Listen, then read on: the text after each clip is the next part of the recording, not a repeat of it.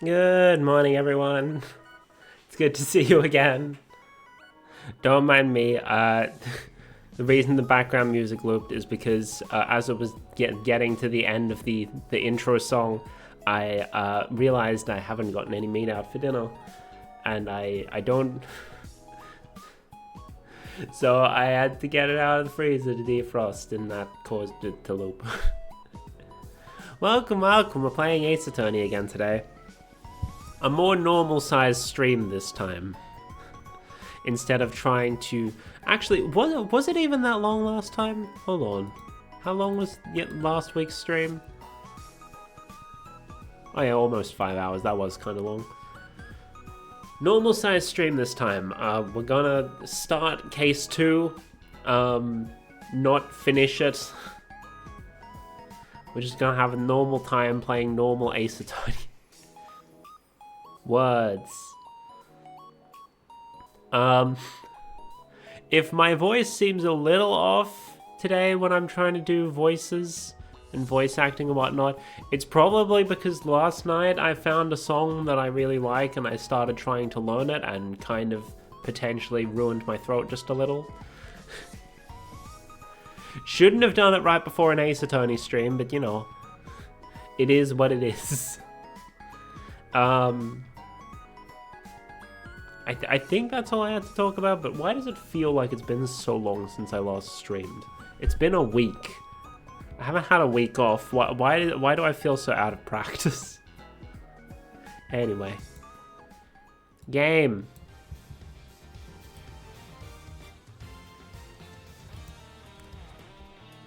Game time, baby. Let's start the Captive Turnabout. Episode 2.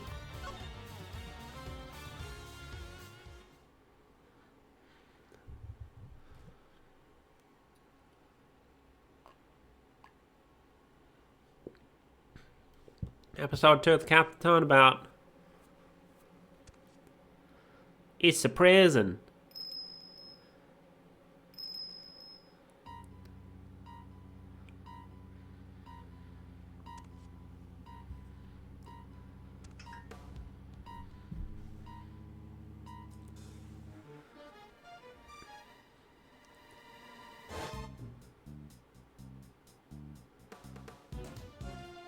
Well,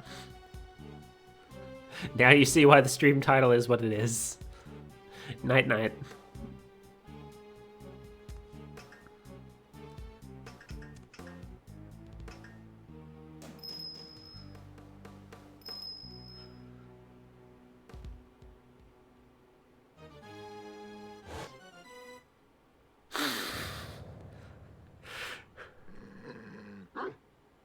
I was expecting it to be a little more spooky. It's just dog.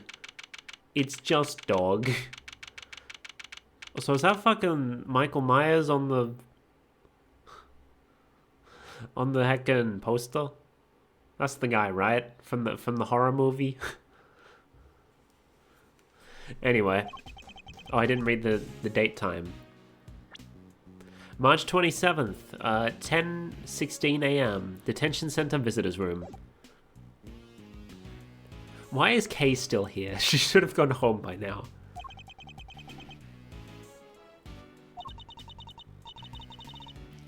Still no sign of them, huh? Yeah. How long do they intend to keep us waiting? Now, Mr. Edgeworth, I'm sure the guard will bring him in any second now. The killing of Bastion Rook. It's been 2 days since the incident in the park, and today we're paying a visit to the detention center. Our aim, of course, is to interview Bronco Knight, who has been charged with the murder. His trial is due to start tomorrow, and I am to be the prosecutor behind the bench. Because, of course, this shit moves incredibly quickly in the Ace Attorney world. What's taking so long? You there? What's going on? I don't... Hold on. I don't know, sir. I'll go and check. We've got a situation. It's Knight. He's been killed. What? I'm not good at shouting. Killed? In the detention center? Come on, Mr. Edgeworth, what are you waiting for? Right. Guard, take us to the scene of the crime at once. Yes, sir.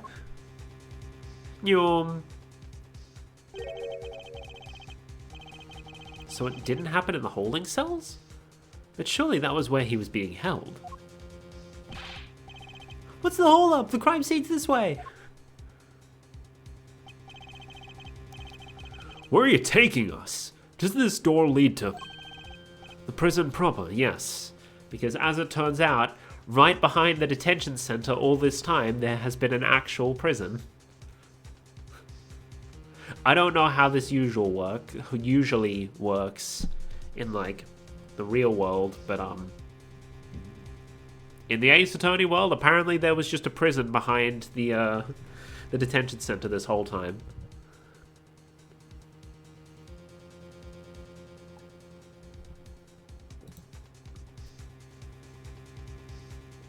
Give me a sec, I'm almost done with my tea.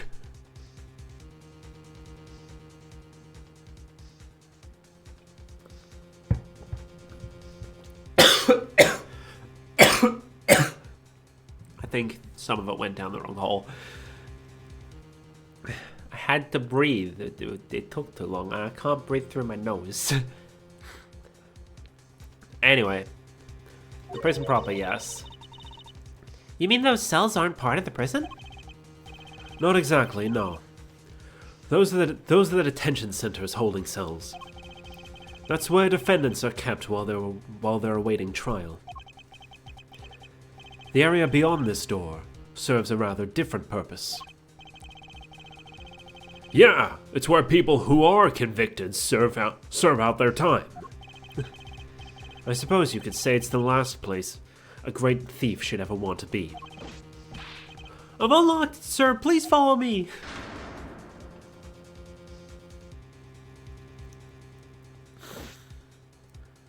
There's one character in this chapter that I really want to know what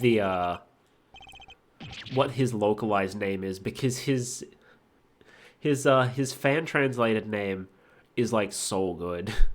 I want to see, because like at the moment I think the official localization in terms of the characters we've met so far, they've had more positives than negatives, I feel. Like, Nicole Swift, better. Dijun Wang, about the same. Bastion Rook, better. Bronco Knight, not as good. So more hits than misses. We'll see if that continues. That's Knight, alright, but he's dead. How could this have happened? And how did he wind up inside the prison proper? March 27th, 10:32 a.m. Prison workshop. This is horrible. How did Mr. Knight himself get murdered? I can hardly believe it myself, but there can be no doubting the evidence of our own eyes. And what's he doing here? I thought he was being held in the detention center, no? He was. He must have been. His trial hadn't even begun yet. The law states that until convicted, suspects are to be held in cells separate from the main prison. Only those who have been found guilty are sent to the prison proper. There's no way Knight should have been in here. Maybe he wandered his way over? The detention center and prison are separated not only by two heavy doors, but also a lengthy corridor. That would have been a long way to wander, especially for a detainee. Building layout. I suppose we'd better take a closer look at Knight's body. We'll need to examine the scene of the crime carefully if we want to get to the bottom of this. Begin the investigation. Prison workshop. Bronco Knight, killed the day before his court date. We'd better take a closer look.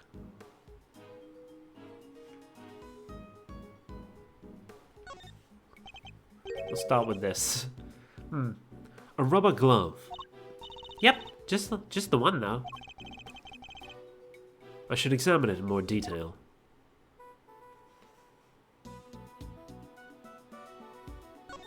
There's blood on it. The fingers are covered in blood. Oh, the fingers are covered in blood on this side. I think we can safely assume that this glove was dropped sometime after Knight's blood had been spilt. We can? How come? Because had it been on the floor when the pool of blood was forming, then the blood would have flowed around it, but not underneath. But not underneath it. Depends how flat it is on the floor. Oh, meaning there'd only be a band of blood around the edges of the fingers and not all over the backside. Assuming the glove was discarded after the blood had pooled around the body. Maybe our murderer ditched it after they did the deed. It's certainly a possibility. At the very least, whoever it was that dropped it must have seen the body. You there? Yes, sir. Have you seen that glove before? Yes, sir. The prisoners wear them for work. It's strange, though. Prisoners issued with those gloves are under strict orders to keep them in their cells. They aren't allowed to take them out without permission, and we always check. I suppose that would explain why there aren't any other gloves in the workshop. Okie dokie. Let's look at this then. The body is partially covered by a dirt-stained tarp. And there's a rope on top of it. Was Knight tied up with the rope somehow? Rope. We should take a look under the sheet as well. Ah, look at all that red stuff. Yes, I'd say that's blood. Yeah, no shit. We should keep looking around. There's bound to be more secrets to uncover, I'm sure.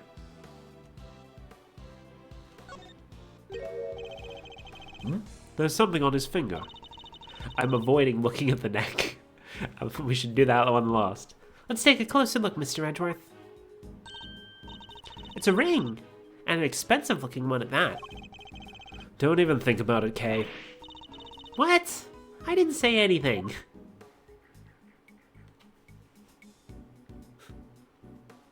Thought that was going to be entered into evidence, but I guess not. Huh? Is that? Oh, I've seen one of these in your... Oh, I've seen one of these in your office, Mr. Edgeworth. I'm sure you have, Detective. It's a pocket chess set. The victim's, I'd imagine. Makes sense. He loved chess, after all. Yeah, it would have been a good way to pass the time.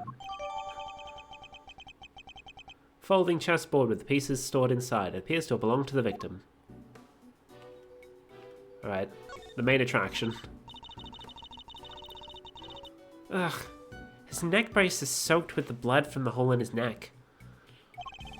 I would assume that's the cause of death, and that it was probably instantaneous. He wouldn't have even had the chance to cry out for help. There's a small cut on his scalp too. Was he struck with something? Maybe he fell and hit his head after he was stabbed in the throat?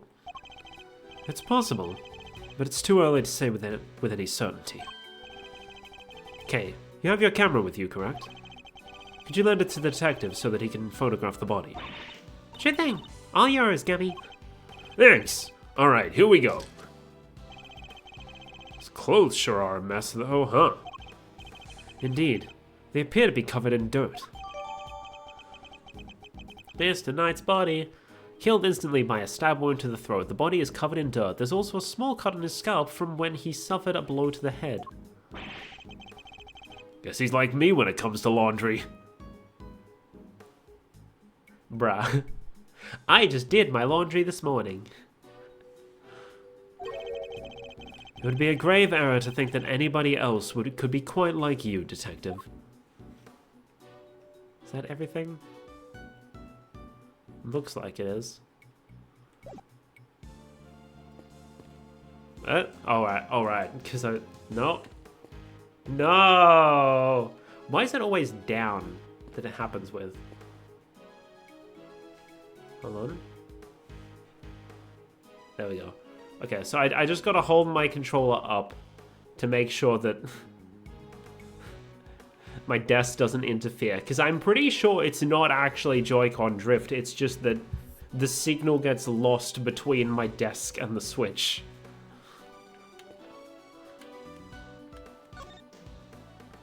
Have a look here. Hey! Kay said it. Why is Kay saying the thing but Edgeworth doesn't want to say it anymore? Bruh. I mean, I appreciate that it's here, but like, Edgeworth should be saying it too. Time to inspect every suspicious looking nook and cranny. Indeed. This area is too big to take in all at once. Fortunately, I can use R to look further up and down. I must scour the scene and inspect anything that catches my attention. Now, it's supposed to be the nook and cranny quote.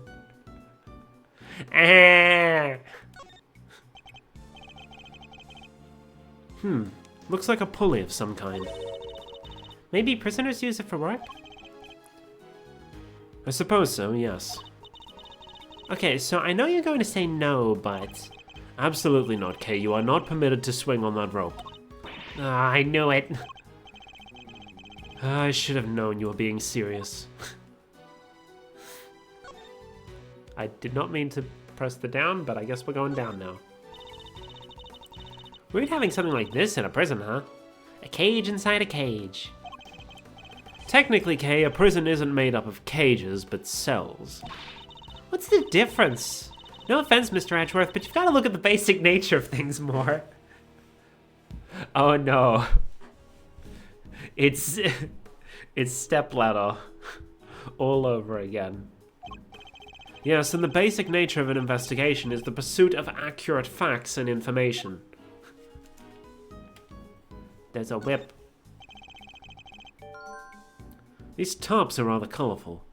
Colorful tops that seem out of place in a room like this. I wonder what they're used for. They kind of stand out in a room like this, don't they? They certainly don't look like they belong in a prison. Look, there's a whip on top of them. You know who that reminds me of, right? Hey, maybe it's actually hers? Maybe she left it here. Not a chance. She and her whip are attached at the wrist, trust me.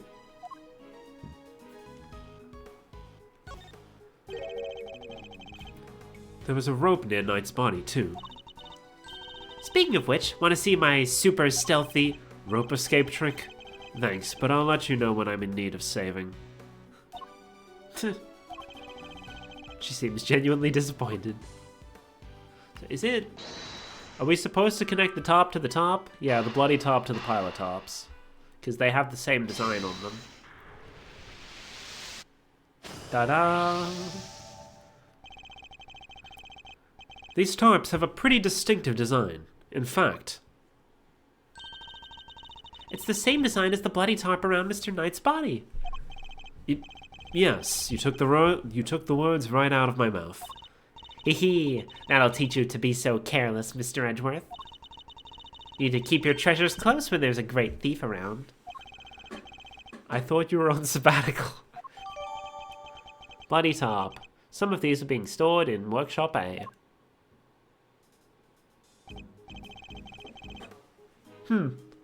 Not a bad bit of evidence gathering. Ha! Nothing can stop us when we're on the hunt together, right, Gummy? Kay, why are you still here? You betcha! We're unstoppable! A regular Three Musketeers! Let's not get carried away, Detective. There's one thing we still haven't found. Huh? What do you mean, sir? What's missing from this crime scene? The murder weapon. I see no sign of a murder weapon anywhere. You're right! I didn't even think of that. Come now, detective. These are basic investigation principles we're talking about here. Oh, that's the thing I forgot to mention at the start of stream. I might have to step out briefly at the towards the end of the stream, like last hour or so, because I couldn't get my usual time slot for grocery delivery, so it might arrive at some point during the stream and I'll have to go up and get them. And then I'll probably just like put the cold stuff away and then come back and finish the stream and put the rest away after. But yeah. Yeah, I guess. Sorry, sir. Don't worry, Gummy. It hadn't crossed my mind either. A fact that hardly puts my mind at ease, Kate. Items that could prove potentially lethal are strictly controlled within a prison. After all, we wouldn't want the inmates getting their hands on them, would we? Which means acquiring a murder weapon would be hard enough, let alone leaving the scene with one. Oh yeah, nice thinking, Mr. Edgeworth. What was the murder weapon, and where has it gone? The answer to these questions may be the keys to figuring out what happened here. Huh. Didn't know the guy had a whole entourage. He. Excusez-moi, but is this the scene of the? This is the scene of the crime, right? I don't know what his this guy does have a canon voice because he has an objection line, but I don't know what it sounds like in the official localized version. So right now I'm just sort of giving him a voice that kind of fits his vibes, I feel. Wait a second. Are you... No way. Those piercing eyes. That furrowed brow. Mr. Fender, it has been far too long. I know, right? But even after all this time, I'd know that deep brow anywhere. And that neckwear, obs. Obs. I mean, it does fit him for him. It does fit for him to be saying shit like obs. But I'm pretty sure the fan translation didn't do anything like that. Manfred von Karma. The man, the legend. Gotta say, I didn't expect to see you here. What are you talking about, pal? This is Mr. Edgeworth, not that old geezer. Detective, please. Edgeworth? Wow! Guess that explains the fresh face. Can't blame the guy for mixing you two up, though. A spitting image of the old devil in his day. We haven't gotten his full name yet, but this is Mr. Eddie Fender. He's a defense attorney, in case you couldn't tell by the fact that his name is A. Defender. In the fan translation, his name was Raymond Shields, which personally I feel fits a little better. Like, don't get me wrong, Eddie Fender is a god tier pun, but I don't think it really fits for a main character to have a pun that blatant. And I feel like it would work better as the name for like a side character. So I'm going to chalk this one up as a loss for the fan for the official translation, but only because this guy is supposed to be important and I feel like he shouldn't have such a silly name. I see you haven't changed. How many years has it been? Good question. But who's counting, eh? Been away traveling so long I lost track. You know how it is. But you know what I do remember? You betraying everything you were supposed to stand for. Well, that's certainly something to just come out with like that. Whoa, where did that come from? And who are you anyway? This is Eddie Fender. He's a defense attorney. My man's balding. Enchante, as they say. I don't know if I'm pronouncing that correctly. I don't speak French. In case you couldn't tell. Fender's the name, and defending's the game. I'm a bit of an ace.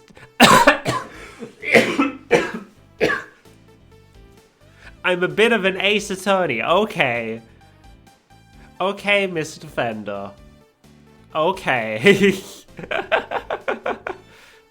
Yeah, sure. Detective Dick Gumshoe. And I'm Kay Faraday, great thief. I'm on sabbatical at the moment, though. Great thief? Well, that's so romantic. Très chic, if you will. Why is he peppering his speech with French? Why do I get the feeling that in the Japanese version he just threw random English words into his vocabulary, and then for the English translation they're just substituting the English with French? That's often how it goes. Right? It's nice to finally meet someone who gets it. I'm looking to expand the franchise, actually. I even made signing up super simple. Sounds awesome. I'd love to come hang with you guys if you'll have me. Sorry, I should have also mentioned that it's girls only. And they have to be super fun and super cool and... Hey, I totally get it. No hard feelings, yeah? Come on, bring it in. You've got to be kidding. My bad, my bad. I'm just so used to how they do things elsewhere, you know?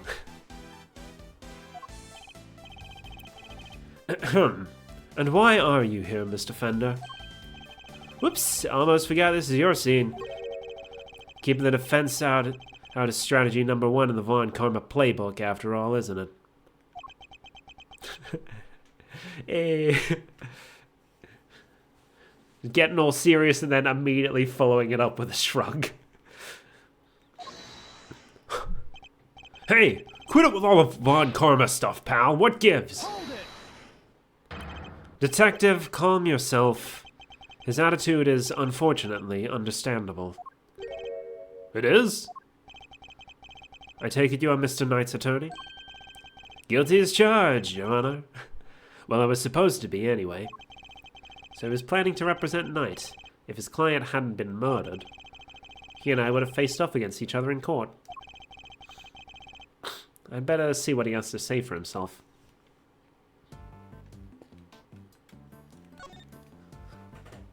It's Eddie. So the victim asked you to represent him? Sure did. We were supposed to have a little chat today. As was I. But a guard showed up instead and told us that his body had been found.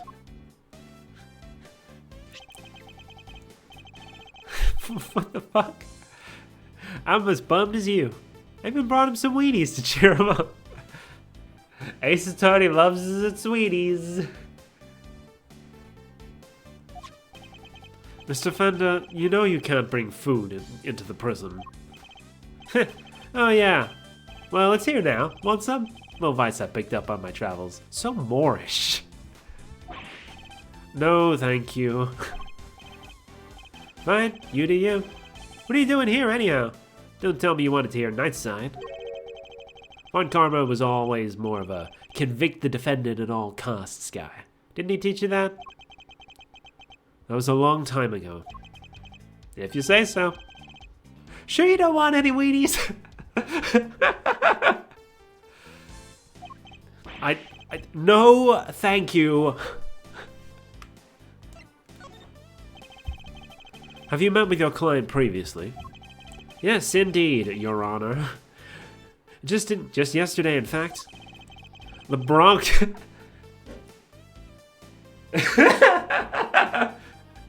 Somebody ring the Bronxster. Okay, I am now okay with him being called Bronco instead of Horace, because Bronxster. Perfect. The Bronxster called me last minute. Called me the minute he was arrested. Sounded real freaked out, man. Oh yeah, mention your little performance too. According to him, you really made a nuisance of yourself. Not a kind word was spoken, I'm sure. Well, sticks and stones and all that. Boy, did he not like you. Trash talked you something fierce. Can't say I didn't join in the fun, though. Fun? How dare you, Mr. Fender? Lighten up, kid. You're kind of a fixture in the visitor's room here. And I don't think I've ever had that much of a gas. Oh, so you come here a lot? Hey. Don't go getting the wrong idea, little sis. I'm never on the wrong side of the bars. I just happen to know someone who is. The visitor's room is usually where I'm at, but this isn't exactly my first time in the clink either. In which case, I'd better ask him what he knows about this room. This room! Tell me, what do you know about the scene of the crime? Huh? Oh, this room? No, dude. What do you know about it? I'll give you 3 choices. I'm guessing none of these are correct. A recreation room. Is it a recreation room? Whoa! I don't even want to know how you spend your spare time, Edgeworth. But I guess there's plenty here you can play with if you use your imagination, probs. Now let's see what the answer key has to say, shall we? Oh no, you got it wrong. This is actually a workshop. So all the options he gave me were wrong. How infantile. The cons come here to perform various duties. I like that they're actually putting quotation marks in whenever he does the air quotes expression. They can learn new skills too. Bank some qualifications for when they're back on the street. I see. And how is access to this room controlled? Who has the key? Chill out, Edgeworth. I don't have all the answers. The man over there probably does, though. Right, compadre? Yes, sir. The workshops aren't locked with physical keys. Their doors are fitted with sensors instead. What kind of sensors? Inmates are issued with special bracelets, sir. When they walk through a workshop door, the sensor checks their bracelet. And if they're not supposed to be in there, ding-a-ling-a-ling, an alarm sounds. If they let it ring too long, then bzzz, they get a real shock, if you know what I mean. And if they try to break or remove the bracelet, bzzz, a shock 3 times worse than that. What? That's brutal. I guess they need to ensure that the inmates follow the rules, but that sounds a bit excessive. If they wish to pass through a door like this one, prisoners need to be accompanied by a guard. We disable the sensor for them and let them in. You got all that? Have any prisoners used this workshop today? No, sir. No one's been in here for days. I'd know if they had. So no prisoners have entered, let alone used this workshop today. Door sensor data. Jot it down in my organizer.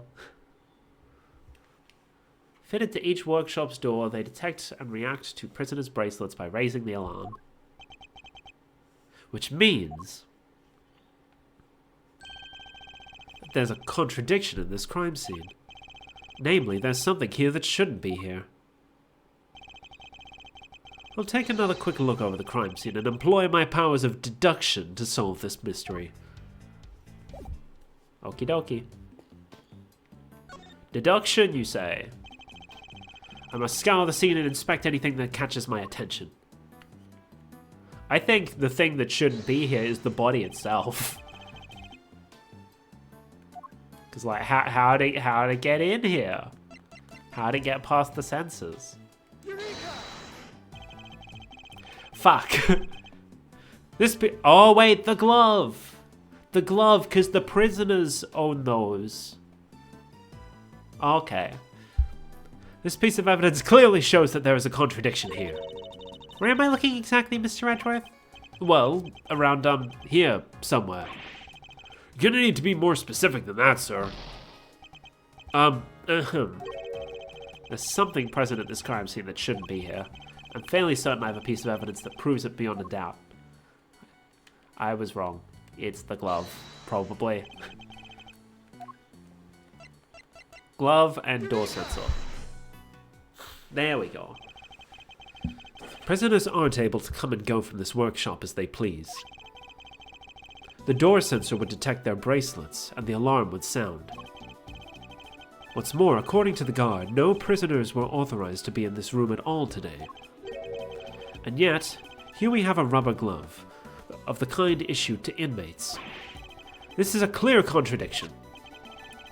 So where did the glove come from, sir? I don't know, Detective. Not yet, anyway. All I know is that the glove is a valuable piece of evidence.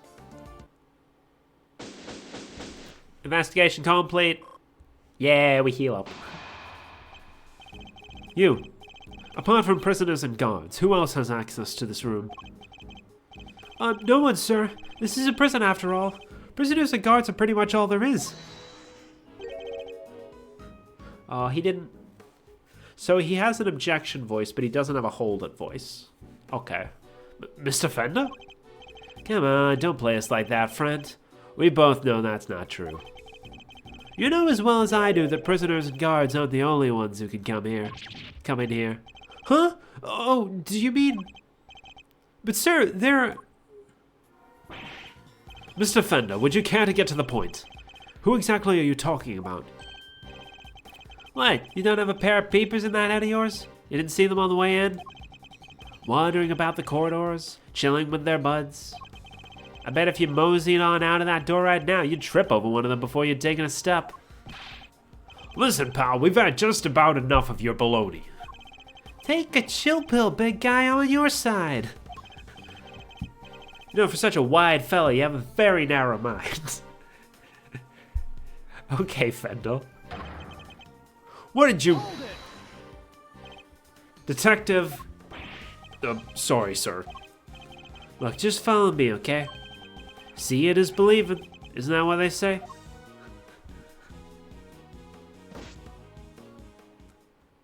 He's always so slouched over when he walks. March 27, 11:06 a.m. Prison corridor. It's no ordinary slammer. Here, humans share their space with some special friends. Animals? Yep. Furred and feathered fellers of all shapes and sizes. Guard filled me in on how it came about. Seems they decided to try a little experiment in animal therapy a few years back. The cons are assigned a critter each, a buddy to help keep their spirits up. Really? Wow. That sounds like so much fun. Plus, inmates can even earn pet care qualifications if they go through some job training with the animals. Oh, that must be what all the equipment in the workshop is for. You got it. Rooms set up specially for that kind of training stuff. So, when you said somebody else could have been at the scene of the crime... Exactamundo, big guy. I was talking about these guys. That just means you're still talking baloney. What would an animal do with a rubber glove? Good question. All I'm saying is it was possible. The rest is Mr. Prosecutor's problem. Mr. Edgeworth, sir, if you want me to arrest this piece of baloney, just say the word. Let me get this straight. You're saying these animals can freely wander around the prison? You know those sensors on the doors? They detect the prisoner's bracelets and sound the alarm when someone goes walkabout. Well, for our furry friends, it's the other way around. They're fitted with microchips that open doors right up. They are? Uh-huh. They're implanted just under the skin around the shoulders. Big needle, quick jab, and voila! What? Doesn't it hurt? Nope, they don't feel a thing. That's what they tell me anyway. Now where was I? Alright, so the point is they're not the baddies here, so there's no reason to punish them. It's ironic, really. Here in this institution where humans are caged, the animals are free to roam to their heart's content.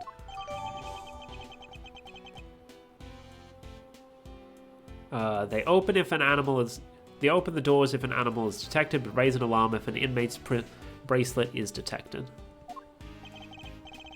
They're not completely free, though. They can't leave the prison proper, for one thing. No sense around that big mother of a door out, you see? Ah. What's that tinkling sound? Sir? It's a dog.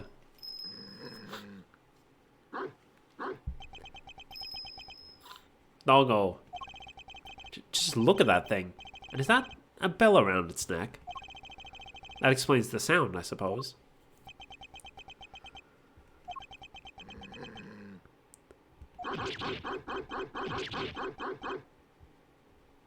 It's angry. Mr. Edgeworth, are you seriously trying to stare it down? I refuse to lose to a dog. Edgeworth is so fucking goofy.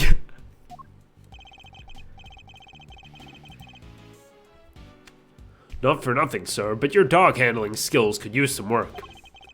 Leave it to a pro. I know how to treat him right. Come on now, come to Gummy. This isn't Missile, dude.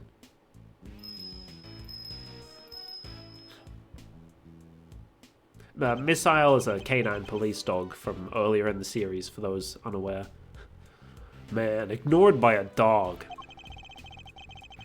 That dog was certainly very different to the other animals.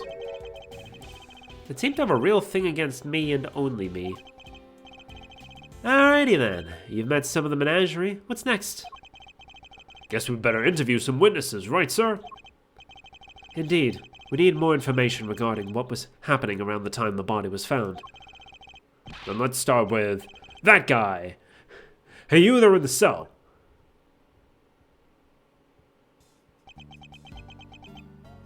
Here he is. This is the guy I wanted to find out the official name for.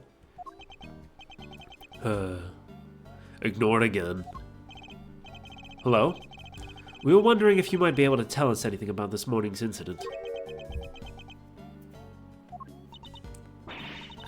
Is anyone else a little afraid of this guy? Not a big talker, huh? It's alright, man. I'm on your side here. Let's start with a handshake, huh? Maybe a hug to break the ice? Hug through the bars? Seconds out. What's that supposed to mean?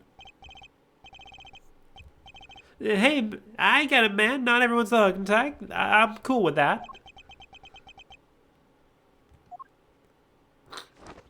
There he is. Polar bear. Round 1, 10 reps each. What is this man up to? I'd better see what he has to say for himself. Your name? From the blue corner. It's Rocco D259 Carcerado.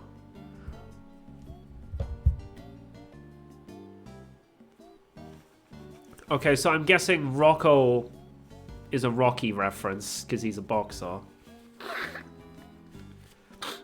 And Carcerado is probably because he's in prison. He's been incarcerated.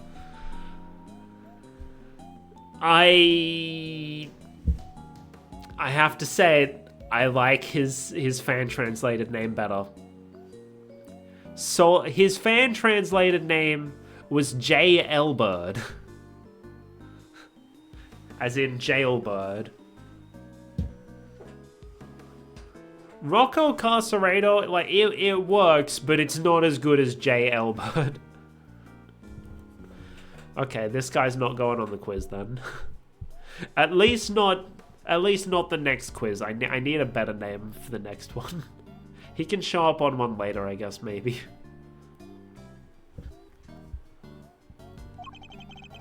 Don't mind if I keep moving, do you, boss? Fighter can't let his heart rate drop, see? Doesn't look like there's any danger of that. Don't worry. Don't you worry you'll lose too much weight doing all that. Gotta make weight before a fight, boss. Won't even make it to the ring if you don't. So you're... Wait, I get it. You gotta be a boxer, right? Was back in the day. But it's good to stay fighting fit. Leastways, that's how I see it. So is the bear part of your training too? Looks kind of like an apron. It's so cute. Ain't nothing cute about Teddy. Kid's my partner, see. This here polar bear keeps me on my toes. So in the fan translation, Teddy was called Rocky. So either way, there's a Rocky reference in there. But it ended up being his name instead of the polar bear's name, I guess. Seems to have loosened up a little. Now's my chance. Where were you and Teddy at the time of the incident? Come on, boss. I ain't no stoolie. And I don't know nothing no-how. I'll be the judge of that. Please answer the question. You punch drunk or something, boss? I told ya, I don't know zip. So he won't play ball. That's the wrong sport, Edgeworth. He's a boxer, not a baseball player. Guess there's only one thing to do, huh, Mr. Edgeworth? Indeed. The more he protests his ignorance, the more certain I am that he's hiding something. Alright, let's see exactly what you do and don't know, shall we, Mr. Carcerado?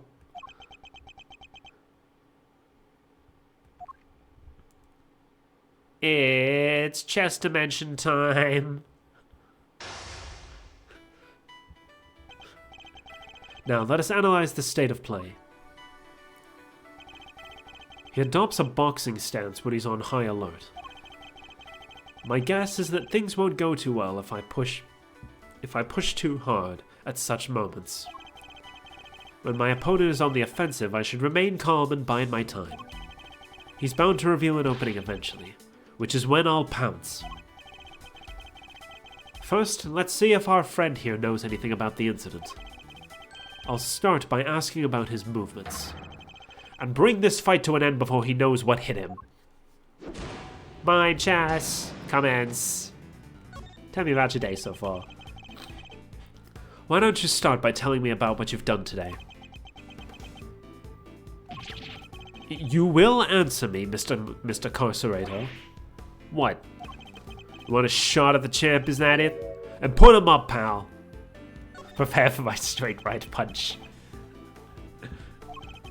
Throwing in the towel already? That's gotta be a record. Fisticuffs is hardly my style, but I'm more than happy to take you in a game of chess. Incidentally, don't you get tired ducking and diving like that all the time? You think I don't got the stamina, kid? Oh, just you try me. Oh, believe me, I will. I ain't tired. Not today, not ever. Especially not today. Took it real easy this morning. Had me some quiet cell time. Hardly broke a sweat. Really? You look pretty sweaty to me. Give me a break, will ya? I'm done talking, okay? I'm tired. Real tired. I thought you took it easy. You may have kept your boxing skills sharp, Mr. Carcerado, but I'm afraid your lying needs quite a bit of work. Tired? Really? I hardly think that's possible. Especially not after you told me about your quiet cell time this morning. Boom. Oof. Gotta be careful. We gotta be careful here, Teddy. When this guy lands, he lands. He's taking off his training weights. He's hiding something, I'm sure of it. I should try asking him about what was happening at the time of the incident, both in and outside his cell. Recharge time. I won't need to use my fists in this next round. No, I'll deliver this knockout by using carefully chosen words alone. What were you doing? Do you remember what you were doing around at the time of the incident? I was catching some Z's. We both was. The incident happened only a short while ago. You seem wide awake, all things considered.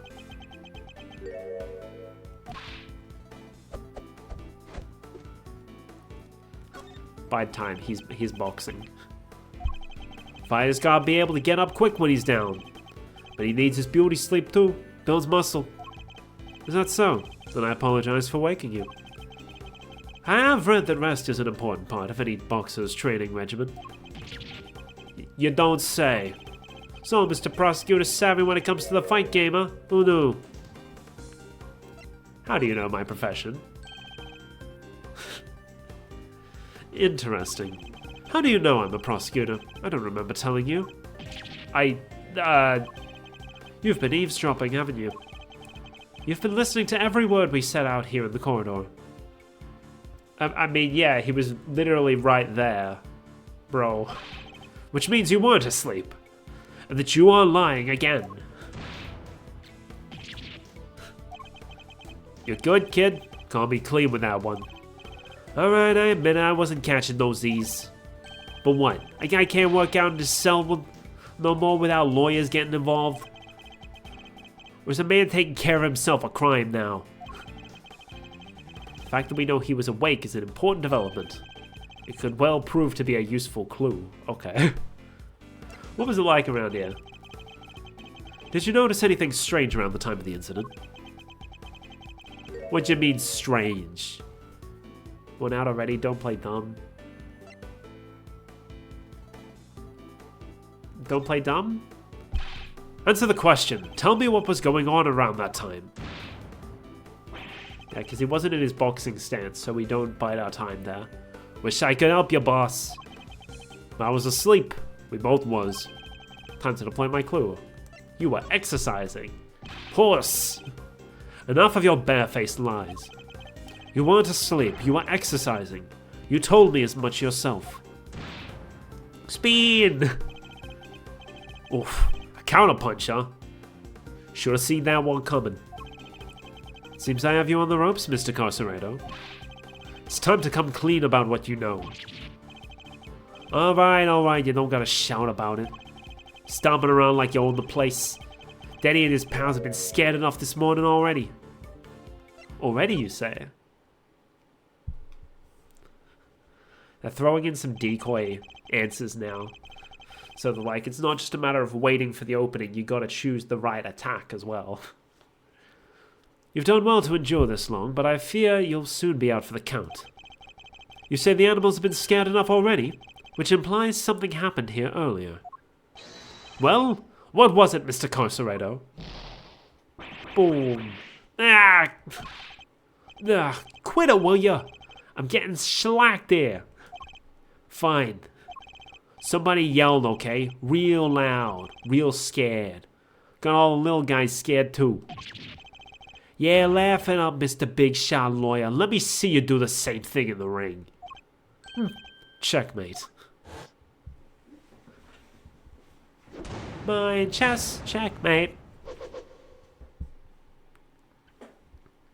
We did it. I think we've now established that you know more than you're letting on, don't you? Fine, I'll talk. You did it, Mr. Edgeworth. Let's not get carried away, Kay. Our work here has only just begun. Hey, can we call it time out here for a second, guys? There's something super big I need to say.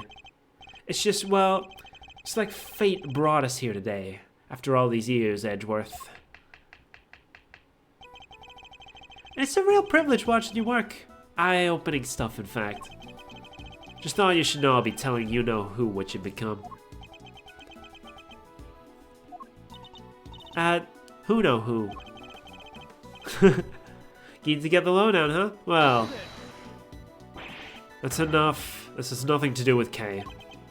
Whoa! Don't have a cow, man! Why so sensitive? I feel like that is some outdated slang, but at the same time, Eddie does seem like the kind of guy who would use outdated slang like that. Report whatever you wish to whomever you wish. Just do it on somebody else's time. Whatever you say, boss man. But I think he should know at least. You know, how you've been living your life since you signed on to doing things the Von Karma way. After all, you've disappointed him enough for one lifetime already, am I right?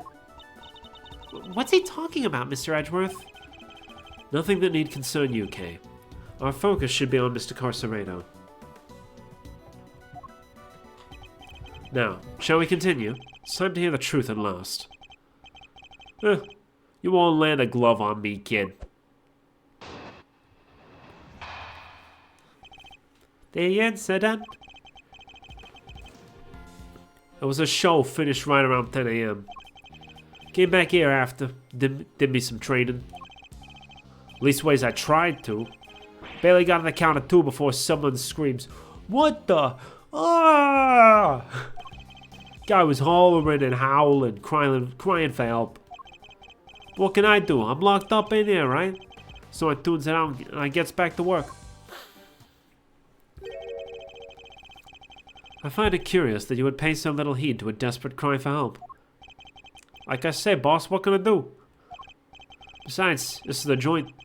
Don't nobody thank nobody for getting involved in what ain't none of their concern.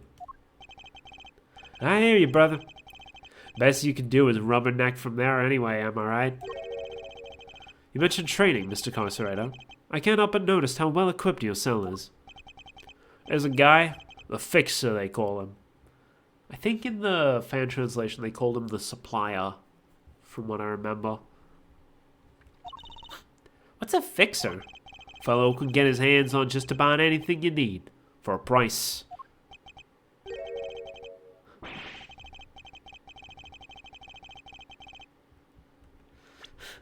No way. Think he could find me a...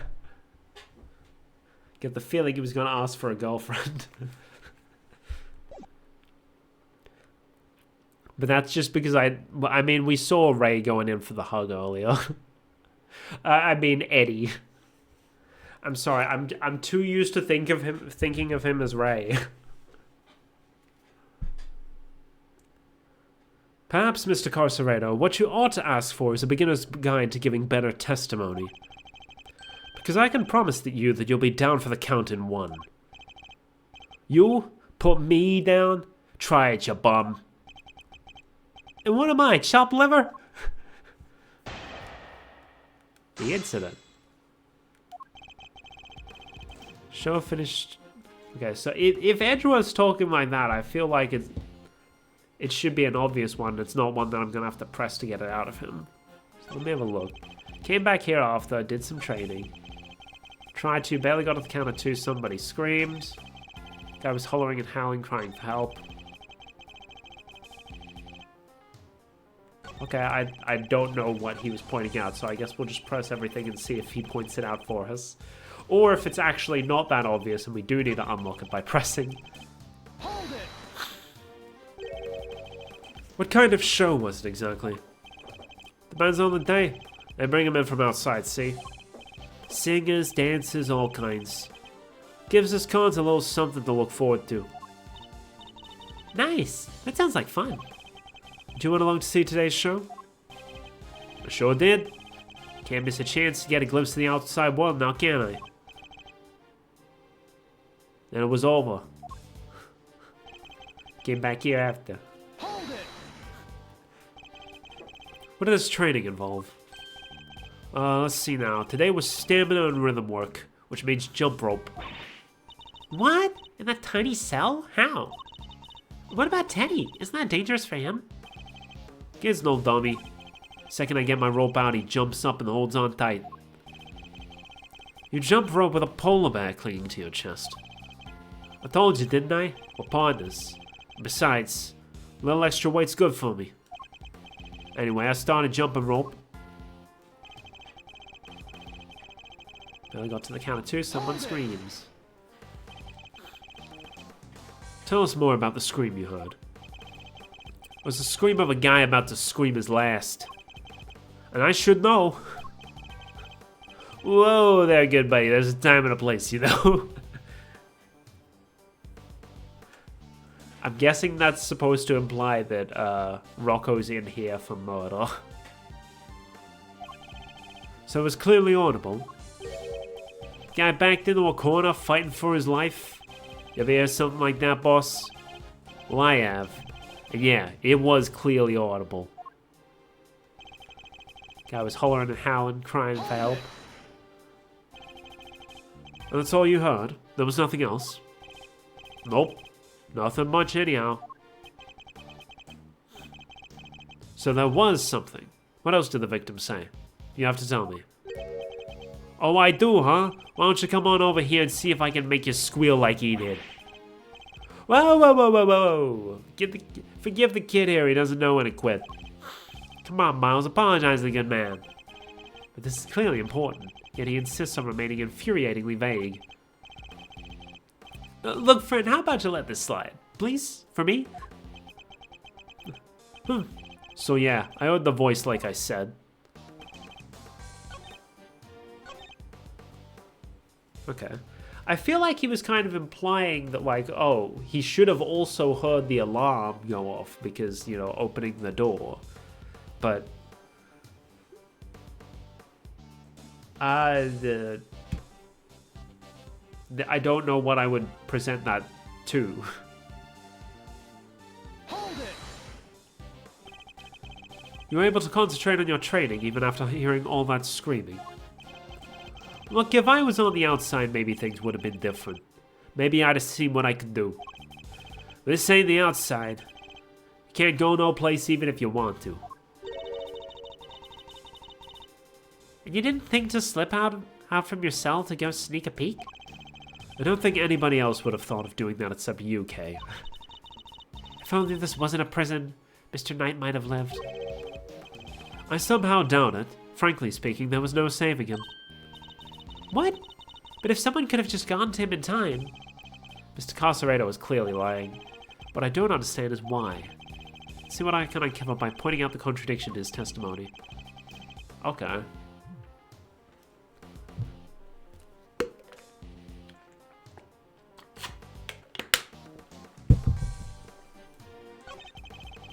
Okay, did some trading.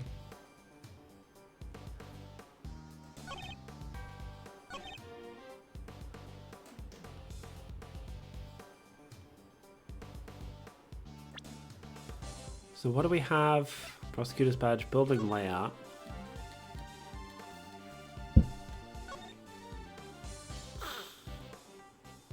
Okay, well, that wouldn't stop him from hearing a scream. There's that. There's the rope. That. Oh! Right. I was thinking ahead. Because I know, like, where this goes roughly. But here, we're still under the impression that the scream comes from the victim. However, Knight died instantly. So, it can't have been him.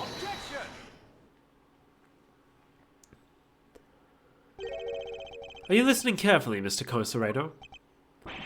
Huh? You trying to be cute or something? The victim died from a wound to the throat, and very quickly at that. He had neither time nor the ability to scream as you claim he did.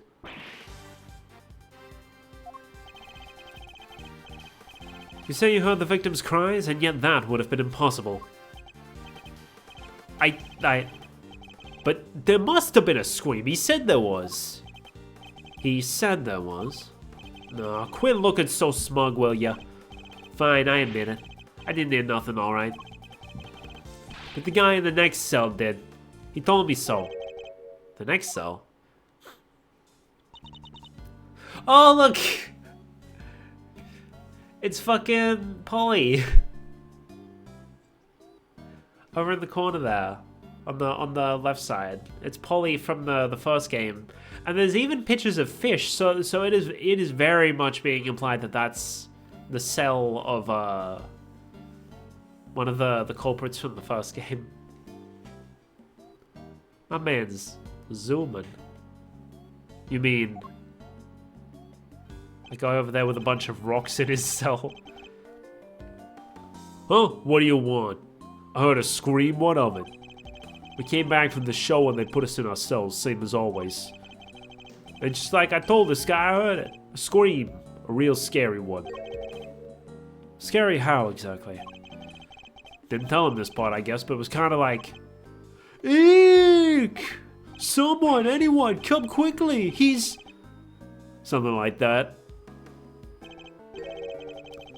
Well, I guess it's safe to say that probably wasn't the victim. Indeed, it sounds more likely to have been the person who found his body. Ah, that explains it. So Mr. Carcerado was telling the truth, more or less.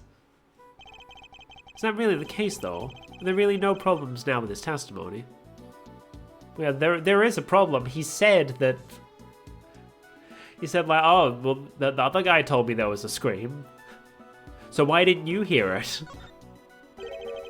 I'm afraid a new problem has reared its head, namely, why didn't you hear the scream yourself, Mr. Carcerado? Yeah, what gives, pal? How come you didn't hear anything when your neighbor heard it clear as day? Rah!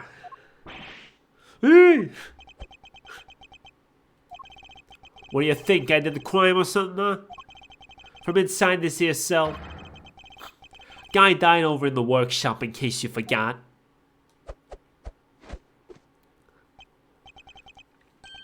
Well, yeah, it does seem a little weird now that you mention it. He's right. Neither of us could have done it. Because let me tell you, if I could get out of this here cage and murder somebody, you'd all be toast. Ain't that the truth? You bums ain't leaving this place in one piece if any of us can help it. I almost forgot that these men are hardened criminals. Well, I won't be doing that again anytime soon. I'm guessing this wasn't how you saw this going, Edgeworth? What's my next move here? I won't get much more out of them in this state.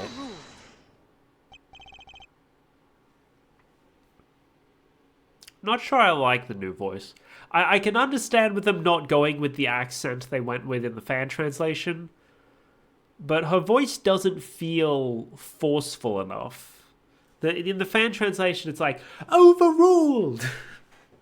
Which fits with how most of the characters shout objection. But here she's just, overruled. Like, okay. Who's there? Hello.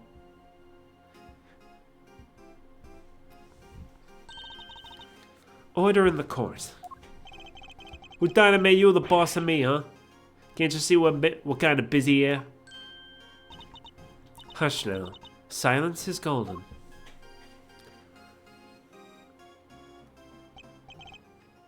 It is? Your hand, if you please.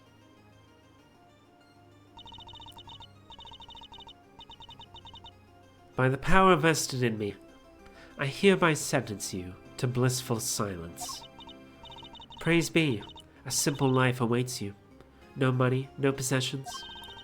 May the goddess of justice watch over you, now and always. What?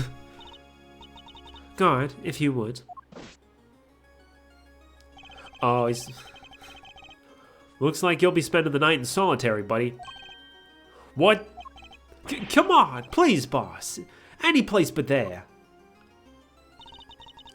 There is no need to be afraid, my child. If anything, you should rejoice. It is a blessing, a chance to redeem yourself, to be reborn.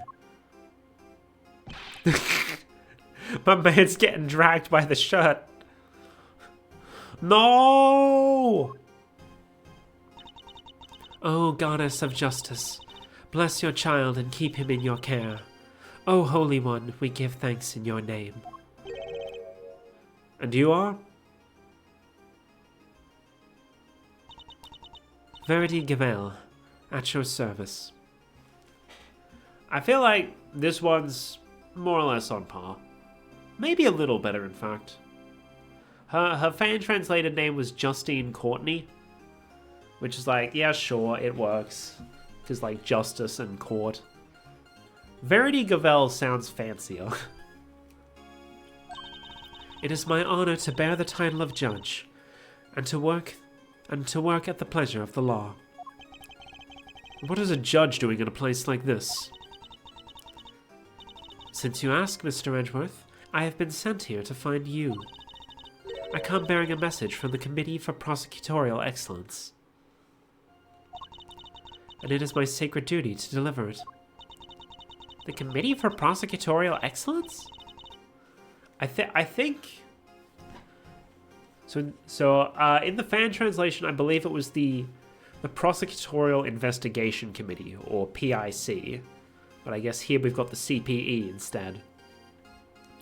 What the heck is that? It is first and foremost a name that should not be taken in vain, my child.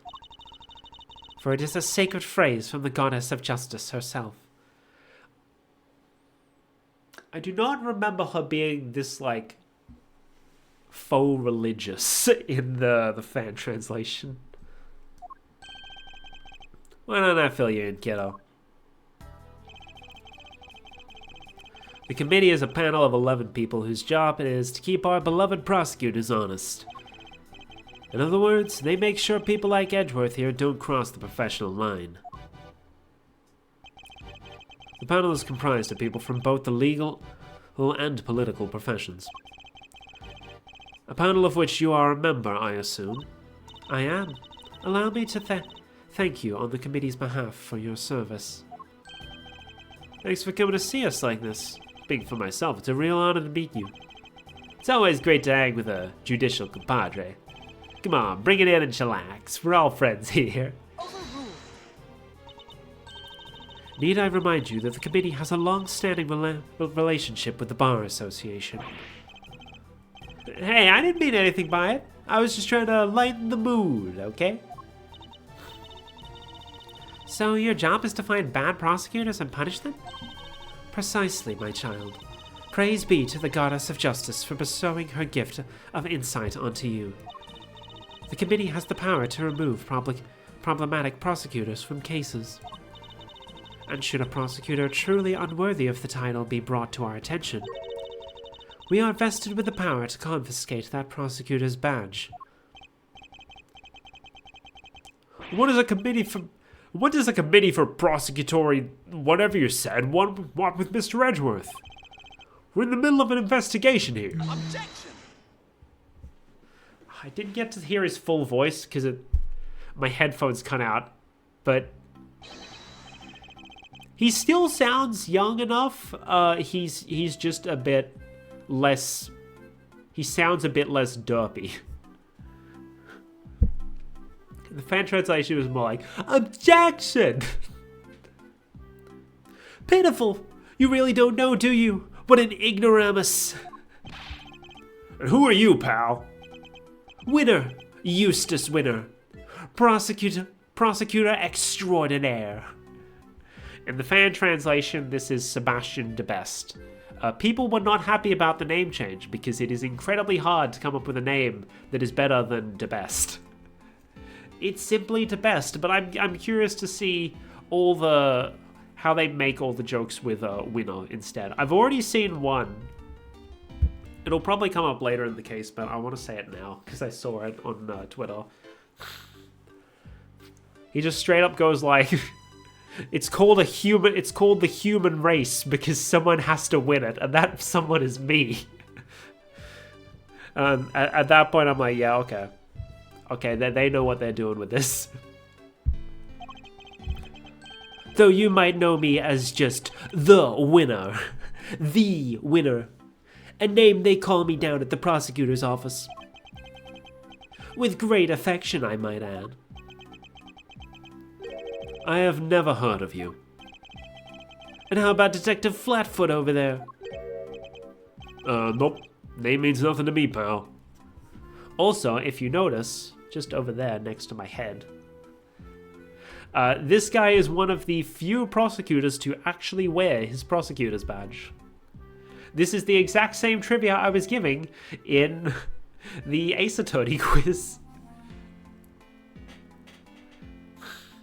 I do think De Best is a significantly better name than Winner, but I think Eustace works better than Sebastian because Sebastian's just a name. I don't think there's any real pun there. Eustace at least sounds like useless.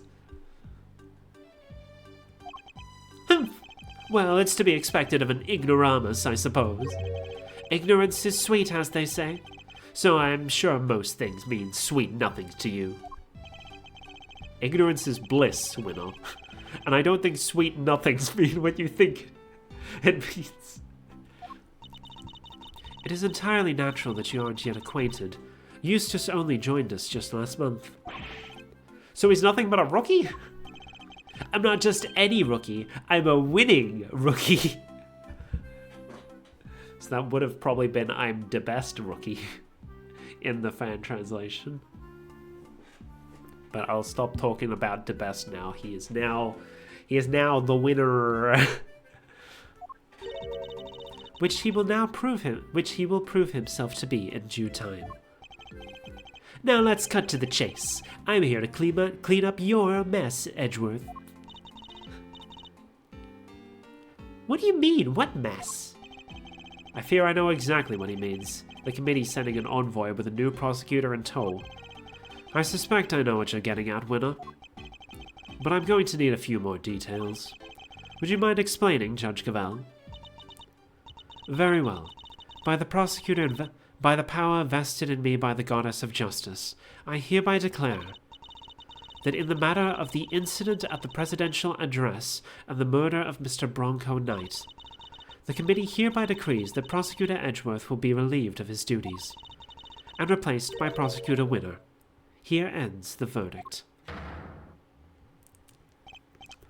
What? Mr. Edgeworth is off the case? Just like that? Judge Cavell, I believe I asked for an explanation. No explanation is required. The guilty verdict is in. The goddess has spoken, and her judgment is final.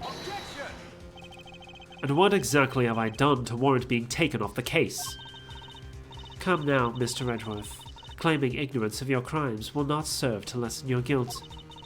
You boarded the presidential plane, violating the principle of extraterritoriality, and while there, you performed an unsanctioned investigation and subjected a visiting foreign leader to questioning. You were one wrong move away from causing a major international incident. She's got an extendo gavel. Presumably so that she can hit the floor with the gavel while standing up, because she doesn't have a desk in front of her. You vastly overstepped the authority of your office. To call it an abuse of power would be no understatement. I don't deny that I may have pushed the boundaries where certain rules were concerned. But there is also no denying that certain risks must be taken if one is to arrive at the truth. I refuse to concede that my actions were inappropriate. Then what you are saying is that the ends justify the means, that rules can be freely ignored. That is a very dangerous way of thinking. The law is absolute. It is not to be bent to your whims.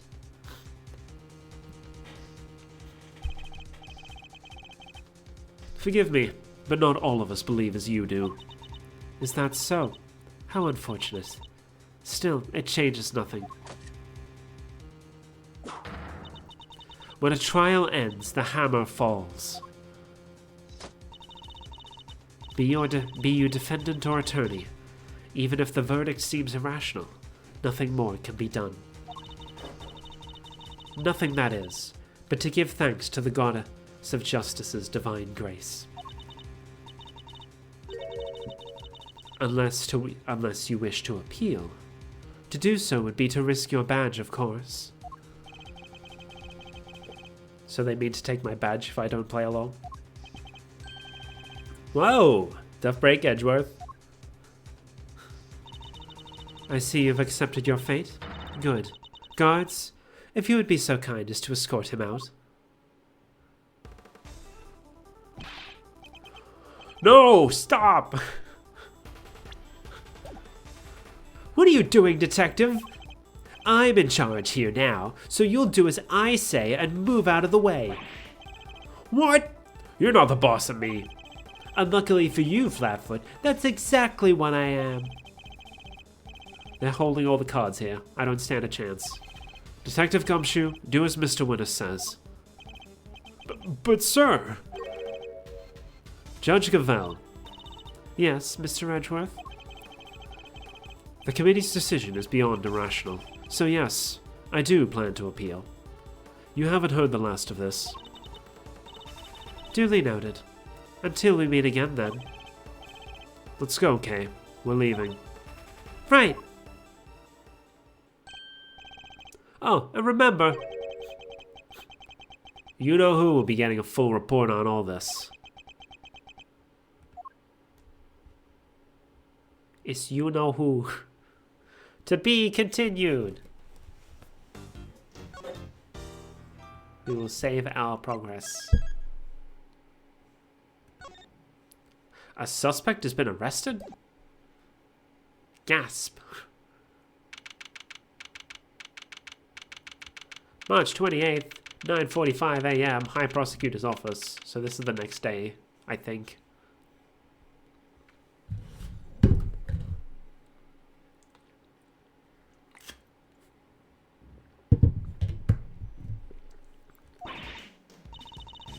Ugh, I still can't believe what happened yesterday. It was terrible, the way those two treated you. Now let's cut to the chase. I'm here to clean up your mess, Edgeworth. The committee hereby decrees that Prosecutor Edgeworth be relieved of his duties and replaced by Prosecutor Winner. Here ends the verdict. Ace Attorney loves doing flashbacks to scenes that literally just happened. It's just a thing the series does. Judge Gavelle and Mr. Winner certainly didn't mince their words. But that's not what concerns me right now. I'm more worried about the committee's reasons for doing what they did. And what they might do next. I suspect it won't be good. Earth to Mr. Edgeworth, are you listening to me? Yes, of course. So this is it? You're giving up on the Bronco Knight case? No, I have no intention of doing any such thing.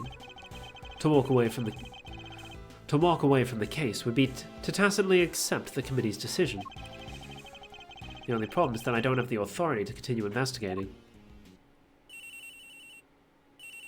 Riggedy-ding.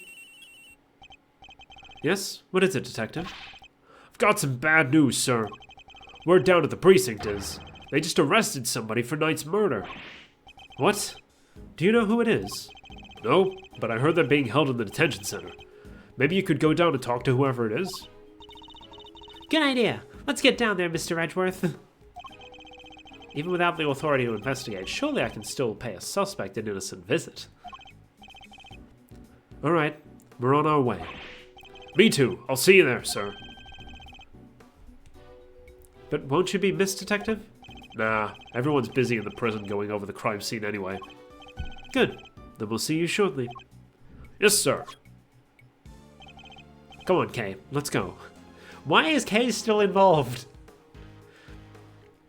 Like, in the first game, it made sense that Kay was still heavily involved. Because, like, all the cases were somewhat related to what was going on. Here, she's just tagging along because she feels like it. You got it. And Edgeworth's just like, yeah, sure. I wonder what Kay's up to in the modern era of Ace Attorney. Did she ever truly become the Yatagarasu? This is why we need a third investigations game. 10:23 a.m. Detention Center Visitors Room.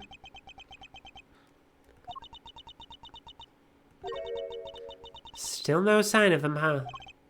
Indeed. Wait, this is just like last time. Please don't tempt fate like that. No, I can't. I just can't. Sure you can. I told you. It's just a pair of visitors. Sounds like someone really doesn't want to see us. No, no, no, no, no! Just talk with them, please. But one of them's a prosecutor, right? Aren't they all super scary? All they do is stare at you right into your soul. I guess this guy is Shaggy now. Ah, you must be the suspect in them. See, I told you. Okay, why is this man so flustered? Probably because you're being you. But I guess that's just how you are. Thanks for clearing up absolutely nothing. Hey, Mr. Suspect, you doing okay in there? We just want to have a little chat with you. No biggie, right? Who are you? I'm Kay Faraday, Mr. Edgeworth's trusty sidekick. It's just a part-time gig while I'm taking a break from my real job, though. Funny, I don't recall ever employing you. And that's Mr. Edgeworth. He is a prosecutor, but he's not going to stare a hole into your soul or anything. Oh, please. Really? Really, really? Really. Anyway, can you first please tell us your name? It's... Saint. Simeon Saint. Okay. Oh, that works, actually. Like, it's a bit less obvious, but it works. In the fan translation, his name was Simon Keys, which I guess isn't particularly obvious either. Though, admittedly, Simon Keys does sound more like a name than Simeon Saint does. If you notice, he does the thing where like he covers his mouth, he covers his eyes, he covers his ears. So the fan translation like named him after that, the shy monkeys. However, I believe they're also sometimes referred to as the... Hold on, let me look it up to make sure I'm not talking out of my ass.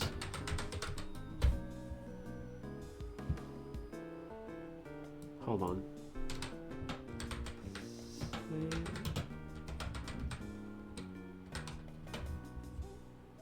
Is this a thing? Hold on. Oh no, they're 3 wise monkeys. Okay, so it's not saintly.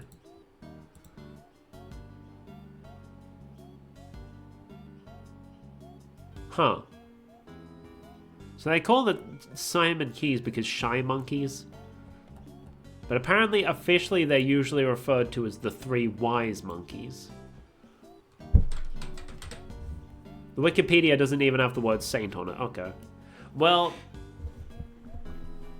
I'm gonna give the win to Simon Keys this time, simply because Simeon Saint doesn't properly feel like a name.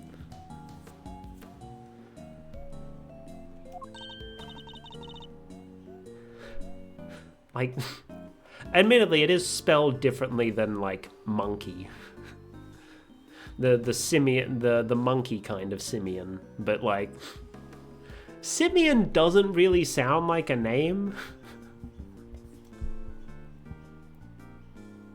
Well, nice to meet you, Simeon. You can call me Kay. Everyone else does. Yeah, because that's your fucking name. Prosecutor Miles Edgeworth. I would like to ask you a few questions, if I may. Please, Simeon, we're trying to help you.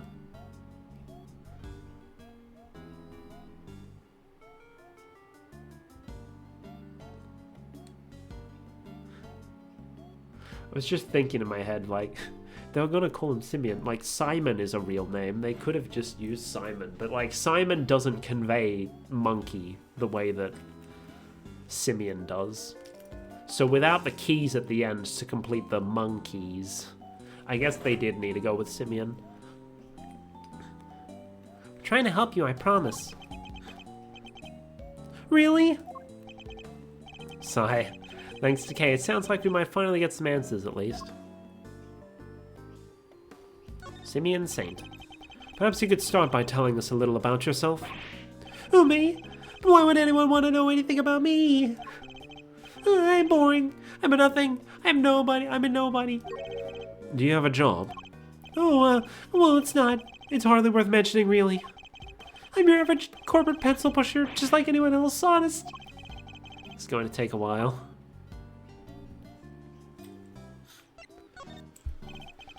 About you and Mr. Knight. Oh! I kind of worked Knight and Saint. They can like play off each other there. As opposed to Knightley and Keys. So I guess it works. I still prefer Simon Keys in general, but it works well enough. Just when I thought we were making progress. Okay. So, Simeon, did you know Mr. Knight? Come on, you can tell me. Bronco? Yeah, I knew him. We were friends. Interesting. I wonder if he knew that Knight had been arrested. And, did you know that Mr. Knight had been arrested? Yeah, I even came to visit him. He came to see Knight. I wonder when that would have been. And when was that, Simeon? She's reading his mind. Yeah, it was the day before yesterday, around lunchtime. I came as soon as I got the call from the cops. The police called him? Why? How come the police called you? They said Bronco asked them to, that he needed a favor. A favor? Uh-huh. He wanted me to bring him his chess set, the pocket-sized one. So I went by his place, and then came here. A chess set? A chess set? Is it just me, or is she getting better at stealing my thoughts? You do know everything you think is written all over your face, right, Mr. Edgeworth? Hehe. Yeah, I'm not a mind reader, just an expression reader. Amazing, right? Don't you love having a sidekick as helpful as me? And have you read what my next move is going to be? I sure have. There's something you want to show Simeon. Indeed. Let's present it to him and see what he has to say about it. Let's present this. So, this chess set. Oh, that's the one I brought for Bronco. Well, that settles it. That settles that at least. Folding chessboard with pieces stored inside. It belonged to Knight and was brought to him at his request by Saint. We found it next to Mr. Knight. He always had to have a chessboard somewhere nearby. I'm not surprised he had it with him when he... Simeon, you and Mr. Knight, you were really close, weren't you? Yeah, we were best friends. At least, I thought we were. But I guess I was wrong about that. What do you mean? If I knew him so well, why was it such a shock for me to find out that he killed someone? It's not easy discovering that someone you're close to has committed a terrible crime. It's a very bitter pill to swallow indeed. How could it all end like this? I could never have imagined something so awful. Something's not right here, Mr. Edgeworth. There's just no way Simeon murdered Mr. Knight. Yes, he certainly doesn't seem to have an obvious motive. Then again, he wouldn't have been arrested for no reason either. I wonder what grounds they had for doing so. Reason for arrest. Why were you arrested, Mr. Saint? I just don't get it. Why won't he talk to me? I don't know. I honestly don't. Whoa, he answered you, Mr. Edgeworth. Guess he's not scared of you anymore. Thank goodness for small miracles. Oh, because he's a saint, he makes miracles happen. The cops burst into my house this morning out of nowhere. And before I knew it, I was here. These policemen, was there a prosecutor with them? Yes, some kid named DeWinter or something. I did see this screenshot. It's a nice little nod to the fan translation. with his name there being DeBest. Some kid named DeWinner or something. The rookie. I thought as much. So did they interrogate you yet? Oh, what? I'm gonna be interrogated by the cops. Well, yeah. I mean, you've been arrested. You're a suspect now. No. Oh, the detective shouted at me and threatened me and oh. There are always these hulking guys, right? Who get in your face and force you to... Detective Dick Gumshoe reporting for duty. See, I told you. Please don't hurt me. Please don't crush me with those huge arms. No, please, I'm calling the cops. I am the cops, pal. What's up with this guy, Mr. Edgeworth? Oh, nothing, detective. You're just being you. I guess it's just how you are. I don't get it, sir. Look, Mr. Edgeworth, Simeon is clearly innocent. So there's gotta be something we can do for him, isn't there? Mr. Saint, Yes? you are Mr. Knight's friend, and 2 days ago you came to visit him. You had nothing at all to do with his murder. Is my understanding correct? Yes. I didn't kill anybody. Very well. Then I will choose to believe you. And I will do all that I can to assist you. But why would you help a nobody like me? Let's just say I may not be doing it solely for your sake. I have something of a personal interest in this case. That's right. It's payback time. We'll show those two whose investigation reigns supreme. Ooh yeah! Now we're cooking! Unfortunately, I still lack the authority to conduct said investigation. As such, my resources are rather limited, and I'll need to lean heavily on the ones I do have at hand. Which means you, Mr. Saint. Your information will be invaluable going forward. In other words, let's see if we can't help one another out, shall we? Oh, I just thought of something. Why don't you just borrow an attorney's badge? Then you can represent our pal here. Now's not the time for jokes, Gummy. I mean, Mr. Edgeworth is a prosecutor. He couldn't defend anyone if his life depended on it. But I wasn't kidding. He has done this before. I just thought, helping suspects, that's what a defense attorney does, you know? Sure, but we can do that too. The only thing that matters is that we find the real culprit in the end. So come on, let's get to work. Yes, ma'am.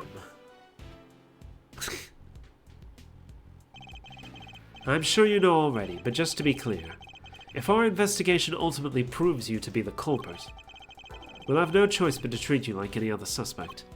But you needn't worry. I believe you.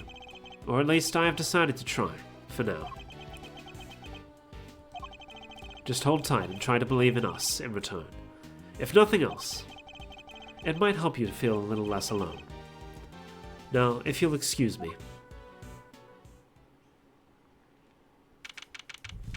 Your life, your choice. Okay.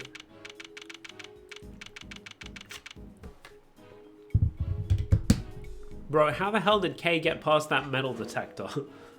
She's got a huge fucking key in her hair.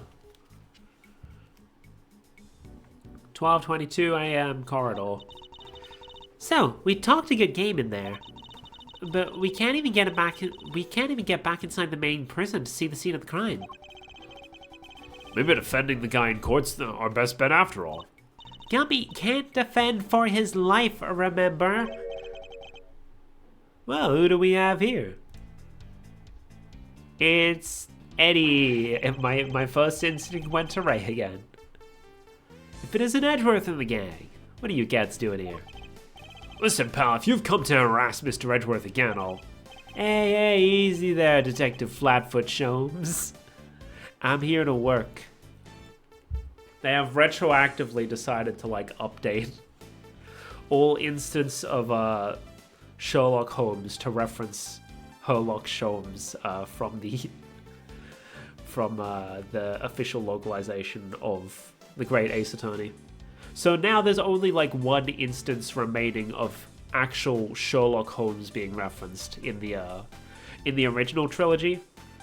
And like I remember seeing someone say like, if they were to remake the original trilogy, like nowadays, they would probably update that reference to instead be referring to Sherlock Sholmes instead of Sherlock Holmes. Anyway, I'm here to work. Work? What, you're here to defend somebody? Whoa, K Meister nails into one. Aren't you the uber intelligence? Intelligentes? Is that German? I only say that because of the Uber. Intelligence, one of the bunch. Uber intelligentes? That's not how you use either of those words, Fender. Okay. I guess he doesn't know German either. Some might say I'm an easygoing old rogue about town, but I'm actually not half bad as an attorney. Which is why I've been summoned to the old jailer Rooney for a meeting with a new client. The suspect is one Simony Sainsbury. I wonder if that's another nod to the fan translation. The fact that it's Simony instead of Simeony. You mean Simeon Saint? Whoa! Wow, that's freaky. You know more about my job than I do. Wait, Mr. Edgeworth, Mr. Fender's a defense attorney. Are you thinking what I'm thinking? I fear I might be. In fact, it could be our only option. Not so long ago, I found myself embroiled in another case that wasn't mine. I managed to worm my way onto the crime scene by agreeing to be a certain someone's subordinate. This is the final case of the first Ace Attorney investigation that's being referenced here. Not an experience I ever wanted to repeat, but I fear I may have little choice. Fender, Before you say another word, I just gotta point out the fine print. Eddie Fender doesn't take on associates. Say it ain't so, I hear you protesting, but pompous prosecutors are a no-go. Especially those of the Von Karma variety. Should have known he wouldn't forgive me that easily. I understand why you wouldn't want to work with someone like me. What's more, I understand how you feel about all things Von Karma. But please, believe me when I say, I'm not the man I was back then. I'm no longer under my old mentor's spell. You better believe it, pal. Mr. Edgeworth's a changed man.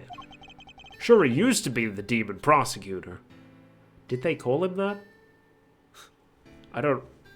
That was probably in the first game, like very early in the first game. But he's not like that anymore. I do have feelings, detective. Kelpie's right. Mr. Edgeworth's one of the good guys now. He's not just a prosecutor, he's a hero. He got me off the hook just last month. You don't say. Well, that escalated quickly.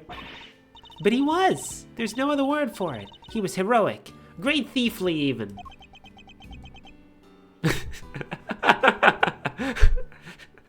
I don't think that gives the impression you want it to, Kay. Please, Fender. Don't you think there's something odd about the way the committee stepped in yesterday? There's more to this case than meets the eye. I'm certain of it. I can't just walk away from this. I can't. Please, allow me to help you with this investigation.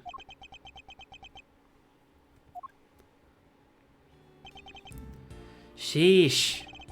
A bow from the great Miles Edgeworth. Never thought I'd see the day, but here we are. So enlighten me, if you will. What made the leopard change his spots?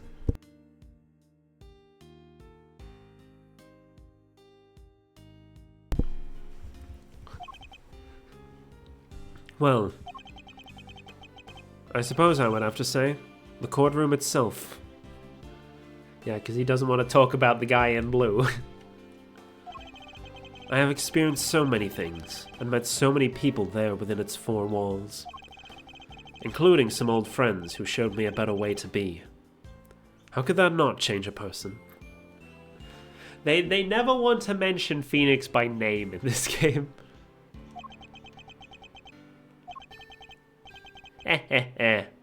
Well, I'll be. The old you would never have bared his soul like that. That was beautiful.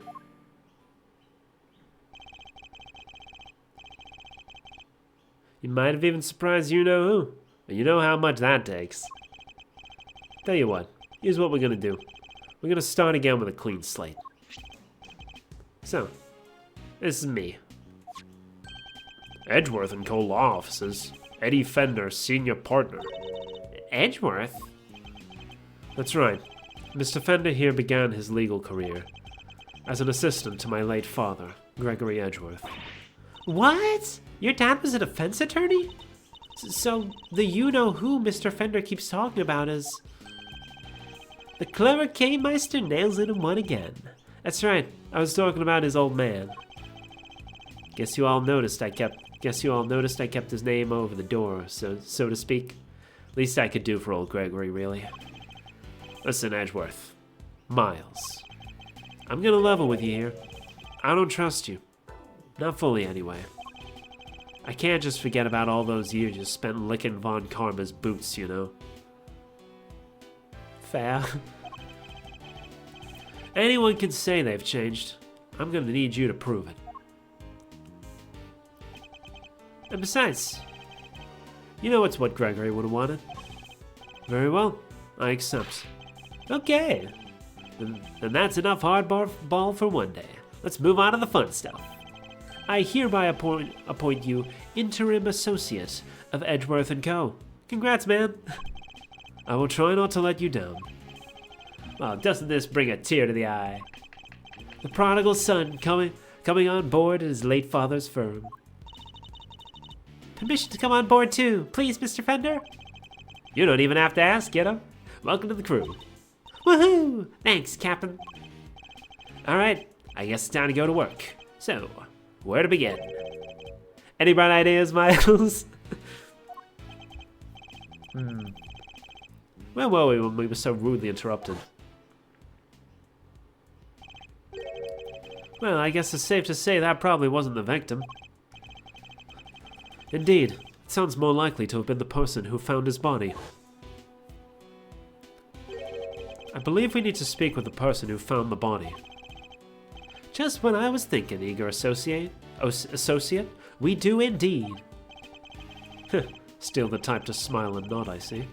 That will certainly make my life easier, boss. That was internal thoughts. I did not need to do his voice. Now that that's decided, let's get going. What about me? I'm a detective. I can't just hop on board as an attorney's assistant like you guys. He has a point. Can't leave him adrift all on his own now, can I? Hey, the good remix.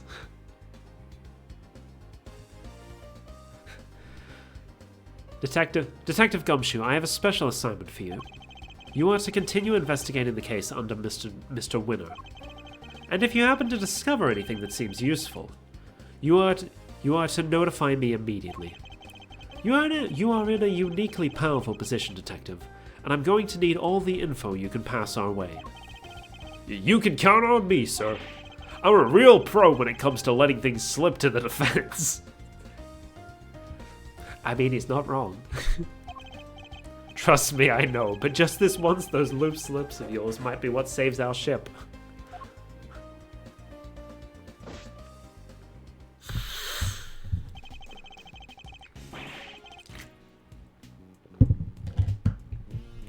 Throw wide the prison gates, good sirs, because here we come. In we go. Horse! 11:50 a.m. prison corridor. So, any ideas how we track down whoever found the Bronxster's body, Miles? I think our best bet would be to simply ask around. Oh, don't you dare! Oh no, I thought that was winner. Ooh, what's her name going to be? Because I remember her fan translated name. The pun that was used in her fan translated name has been used as the pun for a real character's name now. So they probably aren't going to use the same pun. So I'm curious what her name's going to be. Who is this? Excuse me, but... Oh my. Just look at you. You talking to me? Just fabulously chic, darling. Fabulously. Facial hair is so very au courant, don't you think? Why do they continue to insist on inserting French words into this game? I don't speak French. At least I assume that's French. I don't know what else it would be. Enchante, mademoiselle, and much obliged. Defense Attorney Eddie Fender at your service. Let's get things off on the right foot, shall we? A little embrasser, perhaps? Oh ho ho! I like the sound of that.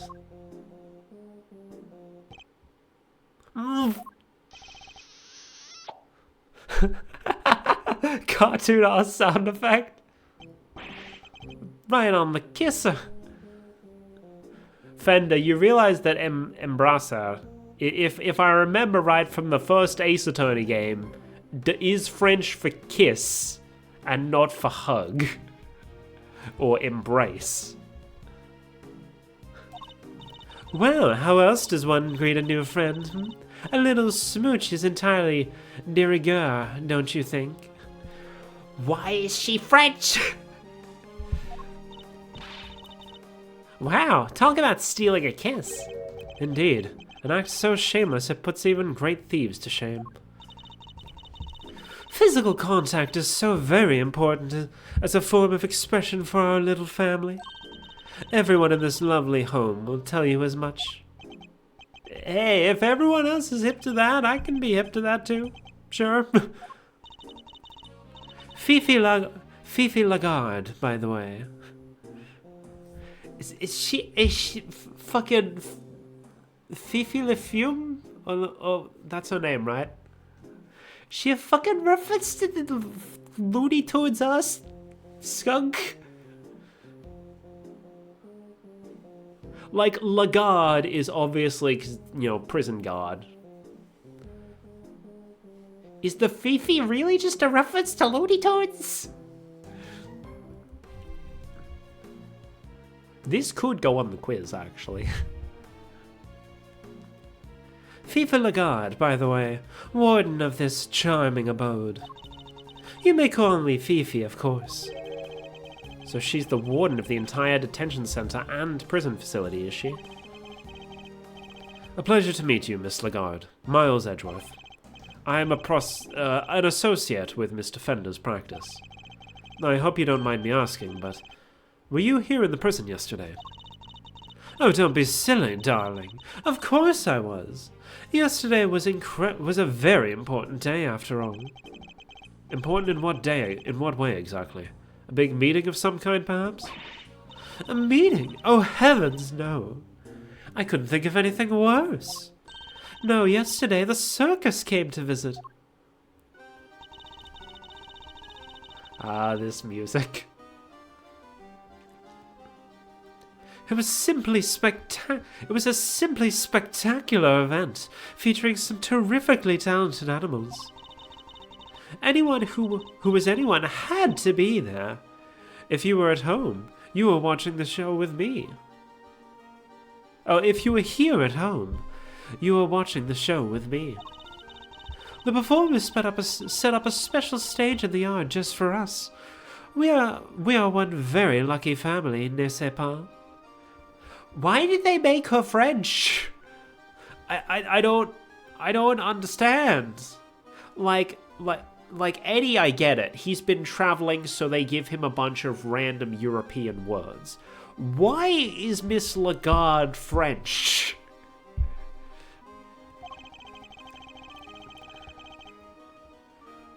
So she was at... Oh, by the way, I forgot to mention, her name in the fan translation was Patricia Rowland, which...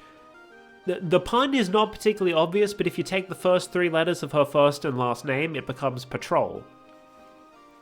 And another character has used Patrol as the pun in their name, so I figured it wasn't going to be the same pun.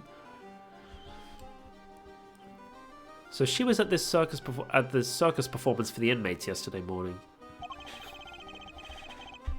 Mr.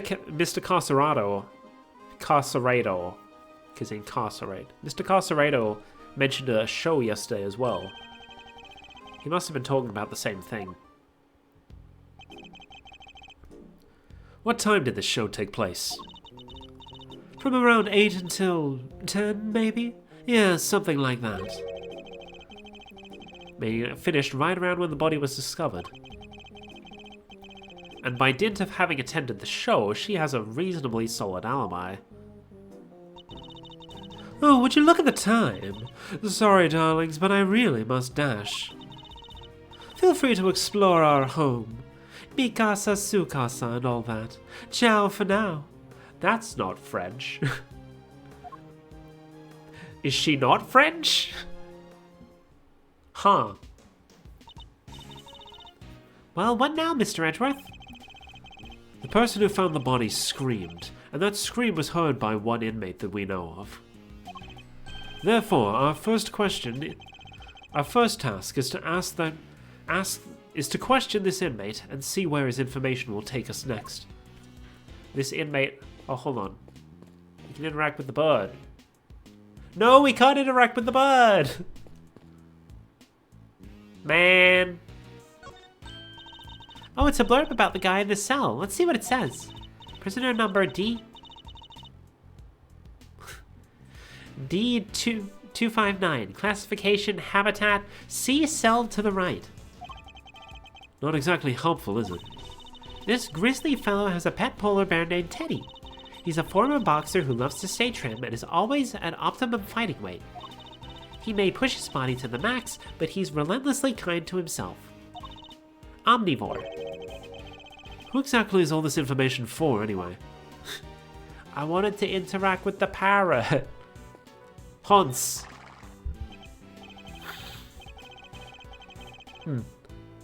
They even have ponies. This one's only big enough to carry a small child. Isn't this great, Mr. Edgeworth? It's like being at the zoo. Except it's the humans, not the animals, who live in captivity here. No one would mind if I took one home with me, would they? If by home you mean behind bars, then no, I suppose not. Oh wait, yeah, it doesn't tell us the name. I was going to see if we could get a name about this guy.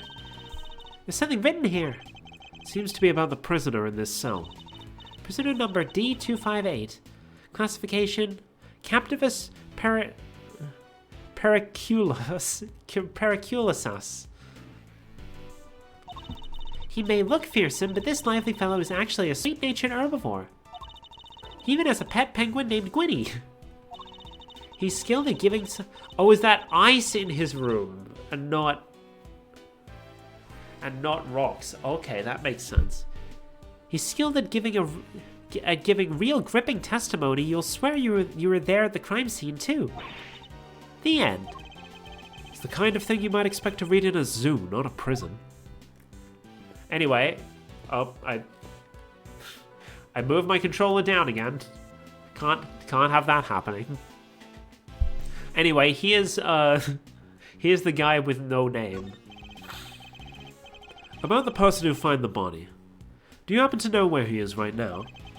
Should be in one of the workshops, I guess. Usually is at this hour. But it seems the workshops are our next port of call. Thanks, Mr. Prisoner No Name. It's a pig. They really went and put all the animal noises in, huh? It's a mini pig, I believe. Though not for eating, I hope. Okay, this is the same. Monkey.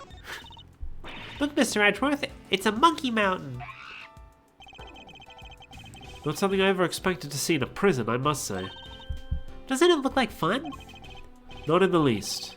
And while we are on the subject, you are not under any circumstances to climb on that structure. Do I make myself clear?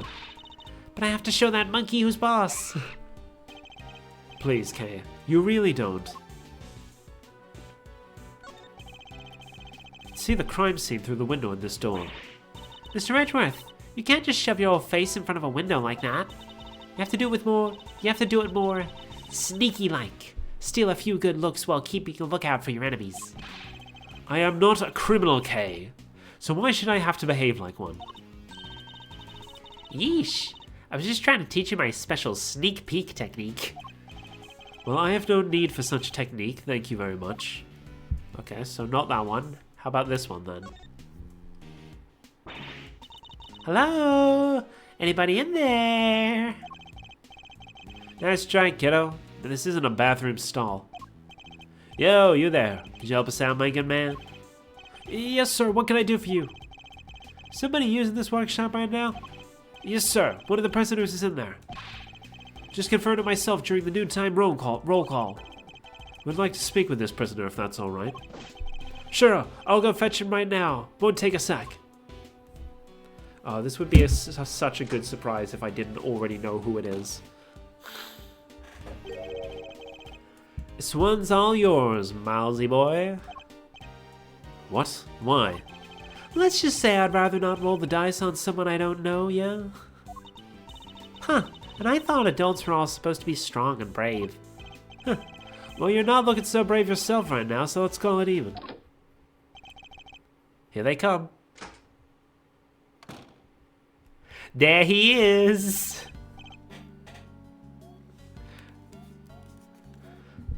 Hello. Yes, hello.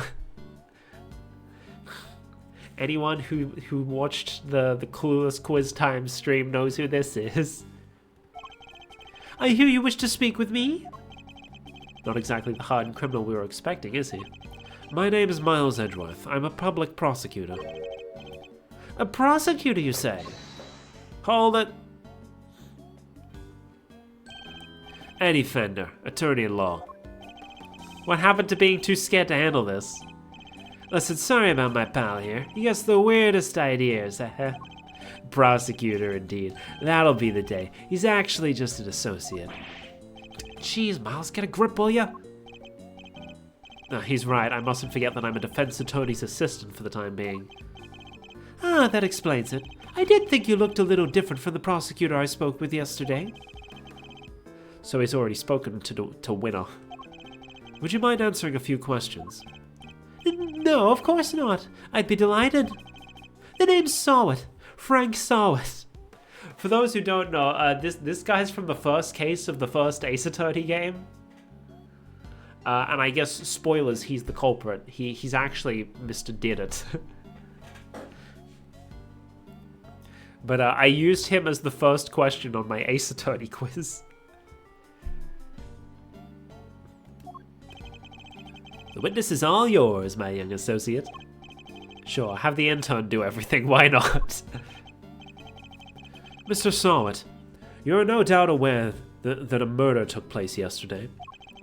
Would you mind telling us where you were at the time the body was found?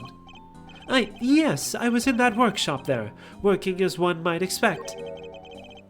What kind of work were you doing? Well, I'm actually retraining at the moment. I'm hoping to become a stylist, you see. A pet stylist, that is. So, yes, so I've been studying hard and practicing every moment I can. An unusual field of study befitting an unusual prison, I suppose. And that's it. I certainly didn't see anything.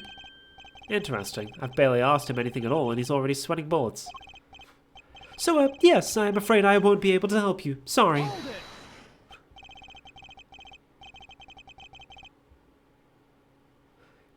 I'm just now noticing. I thought it was just like a dog or a cat on his shirt, on his apron. It says like Bow Wow Thylacinus. So is that a Tasmanian tiger on his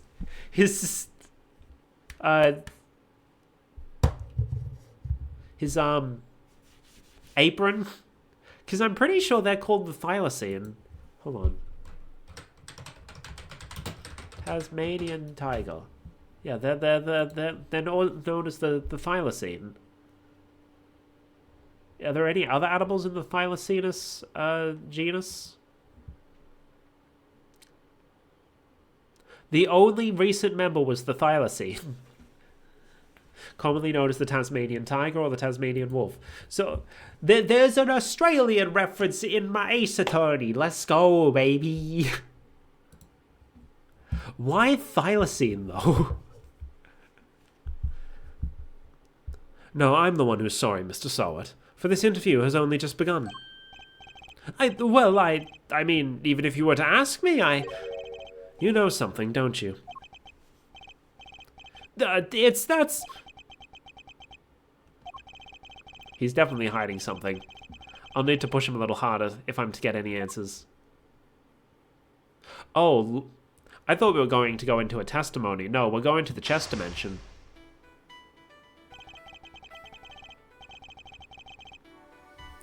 Hold on, let me just check what time my groceries was supposed to be coming. Gmail.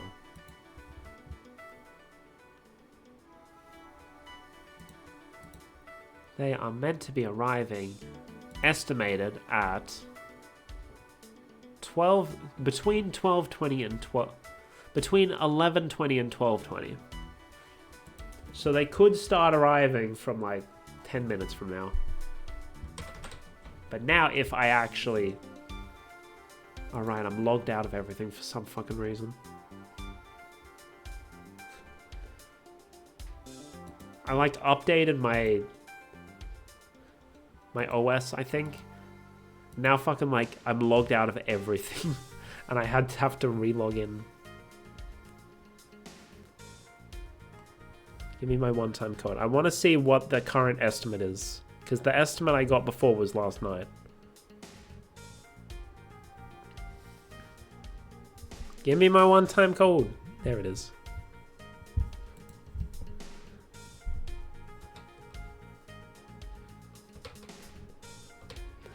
Sorry for this. I just want to make sure I know when it's coming.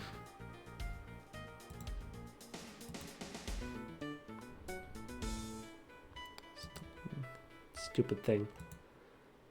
Alright. When is it estimated? Okay, it's currently estimated after the previous estimate at around 12:20, so we're probably fine. We probably... didn't mean to pause that. Okay. We good. The first step is to analyze the situation. Let's take a look at our opponent. Oh, he's got 3 pieces. I didn't see anything. I really can't help you, I'm afraid. Something tells me he'd be a good poker player. It's hard to tell much at all from his face. And I don't think he'll be giving me much in the way of physical cues either. I'll have to rely solely on his words instead. That's the only way to know what's going on underneath. Alright, time to make my first move. Let's see who we're dealing with here. He may be good at hiding his emotions, but everyone has a tell. Mine chess comments. Tell me, what's your connection to this incident? Which incident? The murder? Oh, well, it has nothing at all to do with me. Nothing. Really? I wouldn't dream of getting involved in anything as ghastly as that. You see, how can I put this? I like to think of myself as an upstanding citizen. A good person, if you will. A good person who's in prison? Forgive me, Mr. Sawat, but under normal circumstances, good people do not tend to end up in prison. That's... So you do well to tell me what you know about the incident. How many times do I have to tell you, people? I don't know anything, I swear. I think now we bide our time because he seems to be getting angry. Sorry, I don't know what more to say, but I can't help you. My apologies, Mr. Sawat.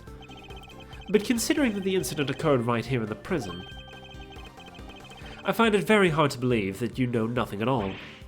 Oh, well, yes, I suppose I can see how it might seem unlikely, but it's true. If you're looking for the person who found the body, you'll have to look elsewhere.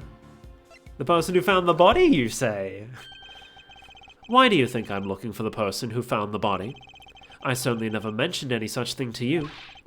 Is it because you do know something you're not telling me after all? There goes his pawn. No, I just sense that's who you might be looking for, that's all. I'm simply a pet stylist in training. I don't know anything, truly. There's no doubt about it. There's no doubt about it now. This man is hiding something big.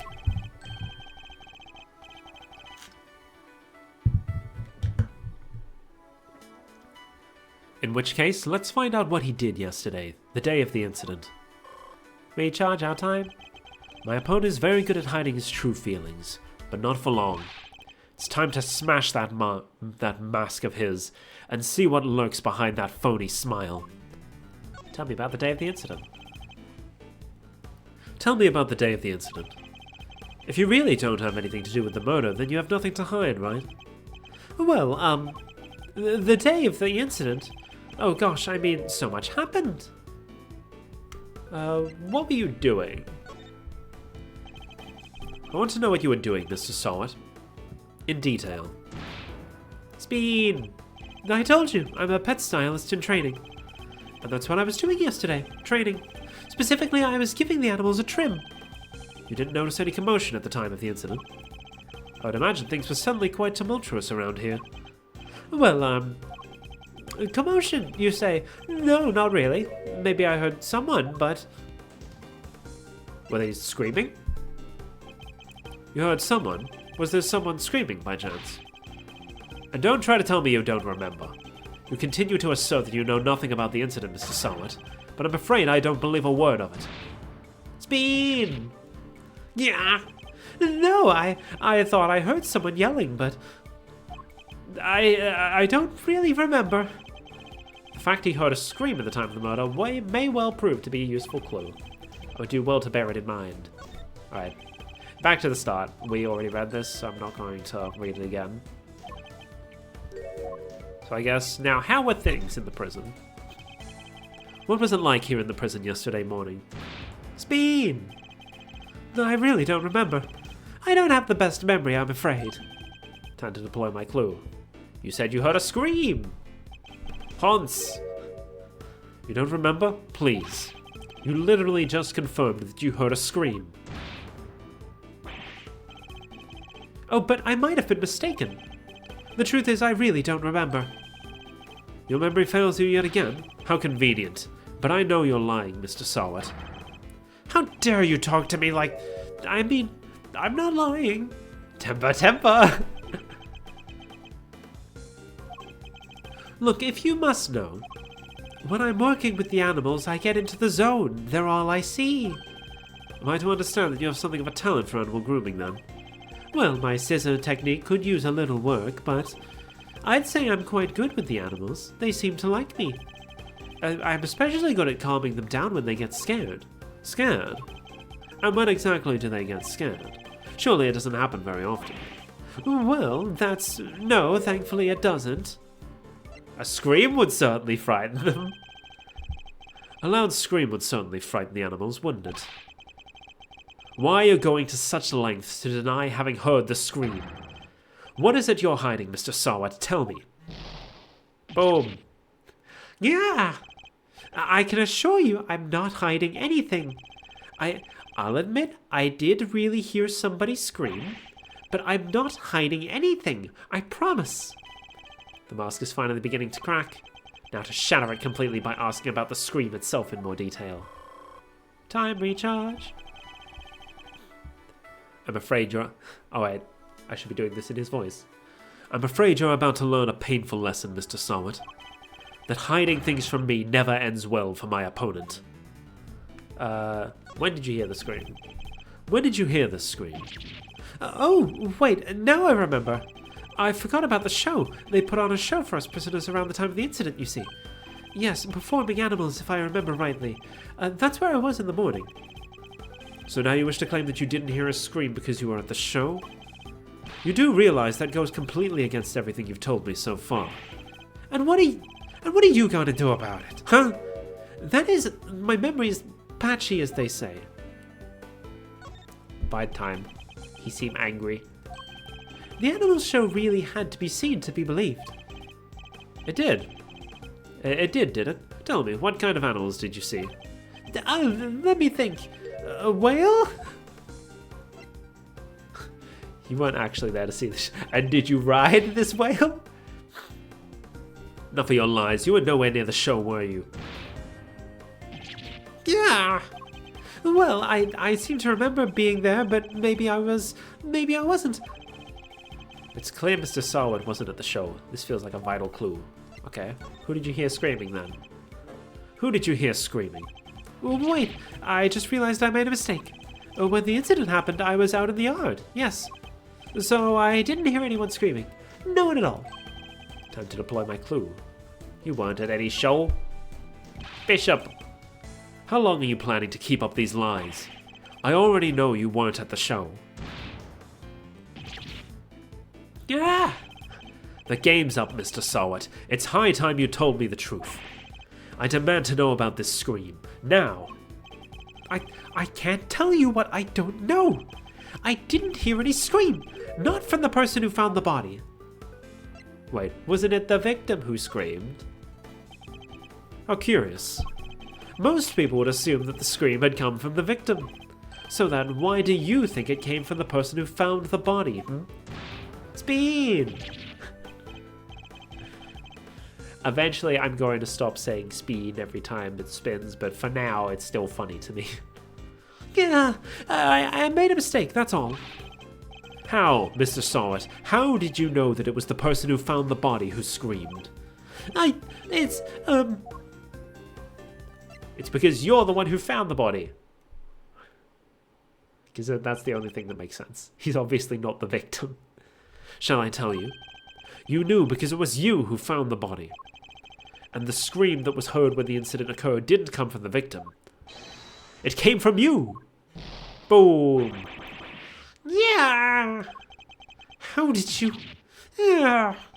It's true, I admit it, but what gives you the right to treat people like this?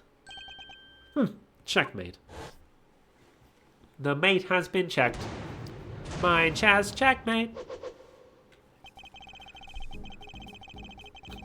Now that we've established that you were the one who found the body, Mr. Sawat, I believe you have lost any standing you might have to withhold your cooperation. All right, you win. But I'm sure I don't have anything useful to tell you. It probably wasn't even worth your time.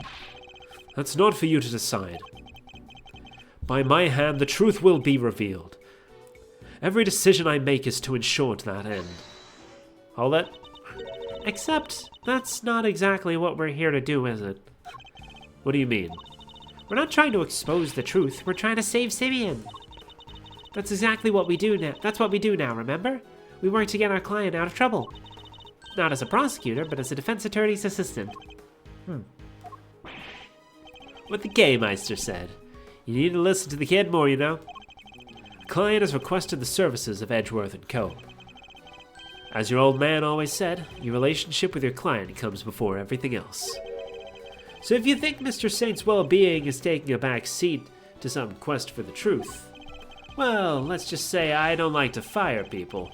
So, I need you to fight against your instincts a little harder, yeah? This will take some getting used to.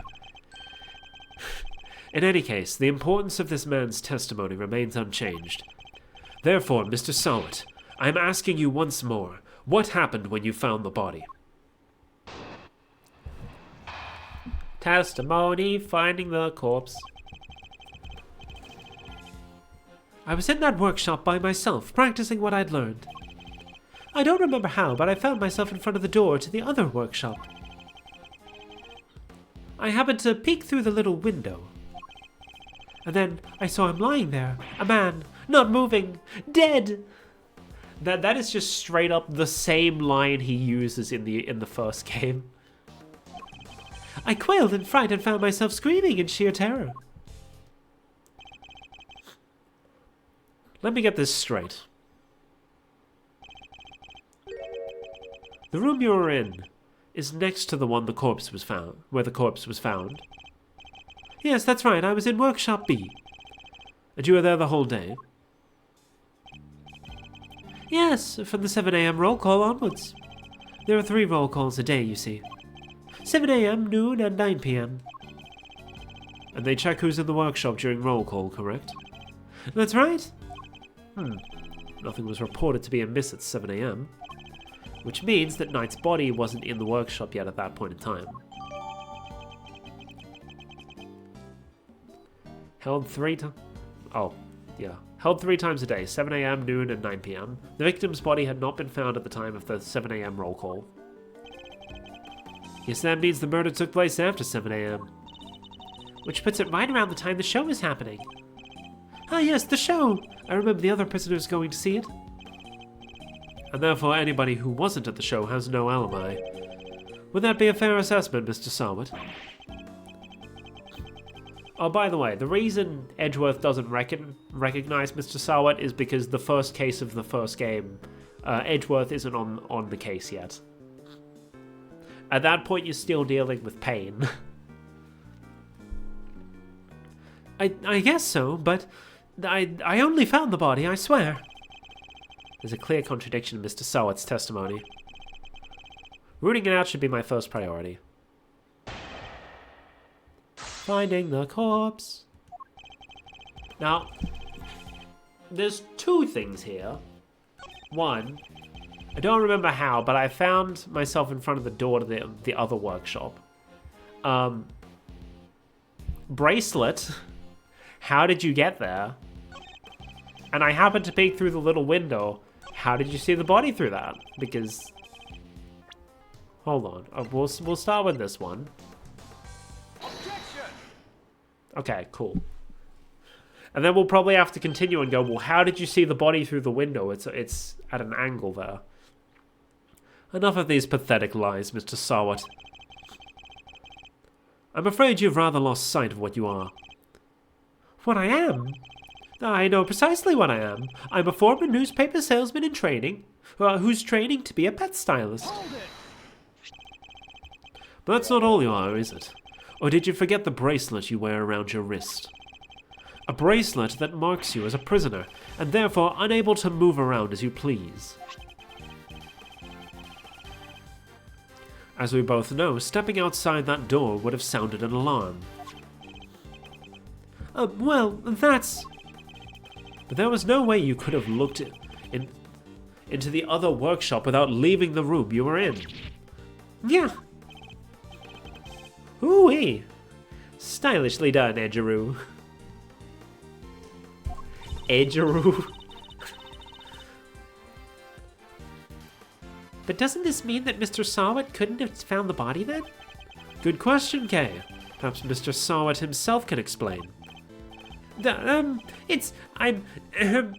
So actually, I may have forgotten to mention one very important detail. Sorry about that. I could explain exactly how I was able to see the body if you'd like. By all means, go ahead.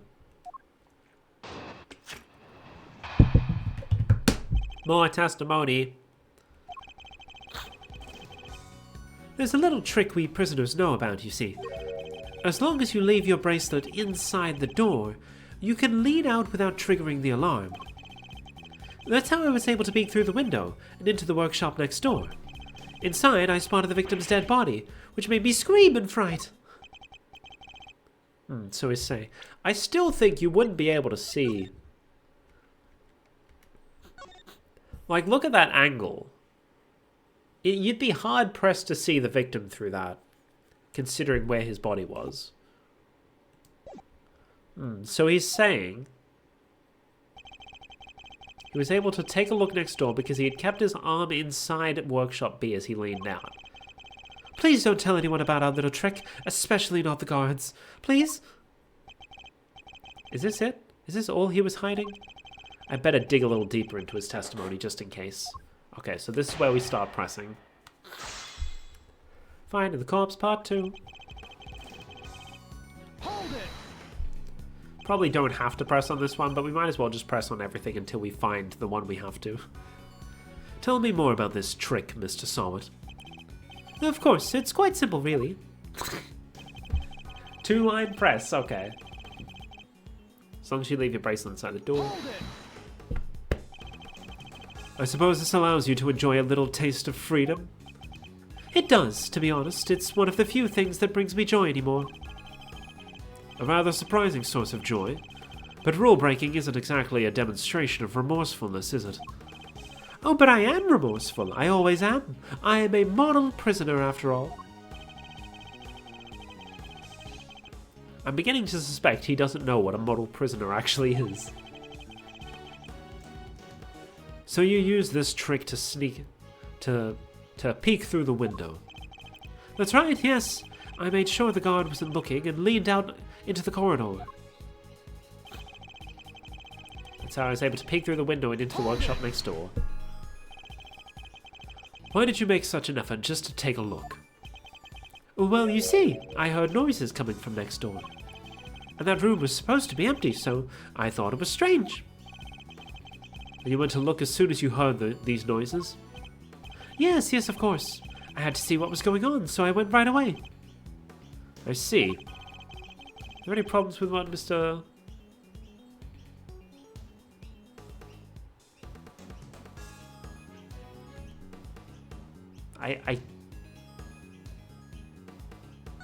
I guess so. You claim that you looked into the next room as soon as you heard some noise. If that's the case, you must have seen more than just a dead body. Because the person who made the noises should have been in there too. You've got him quaking in his boots, Mr. Edgeworth. Mr. Sawat, tell us the truth about what you saw. You of course have the right to remain silent, but it will do little to dispel the notion that you were somehow involved in this crime. I'm sorry. I did see something else, but it's too insane to believe. I really thought I might have dreamt it. That's why I wasn't sure I should mention it. Just tell us what you saw. All right. It was that dog. And what I saw is the stuff of nightmares. That huge black dog had sunk his terrible teeth into the victim's throat. What did you just say? It was hellish. Utterly hellish. That beast, that awful beast, he killed him. Ugh. Suddenly I don't feel so good. Jeepers creepers, that's awful. Talk about traumatizing. Jeepers creepers, okay. It was dreadful, horrible. Now you know why I couldn't help but scream. So there's a man-eating dog in the prison's animal population, is there? Black dog. Sawat claims to have seen this, or Sawat rather, claims to have seen this dog biting the victim's throat. He doesn't seem to like me very much. Sawat's name doesn't work with my accent. Because I don't pronounce it like saw, I pronounce it like saw. I made the exact same complaint during the quiz. And that really is everything, I promise. You believe me, don't you? For now. This one seems too far-fetched a lie, even for you. I'd like to append what you just told us to your testimony, if you don't mind. Very well. Inside, I spotted the victim's dead body, which made me scream in fright. Also saw that black dog, his mouth clamped tight around the man's throat.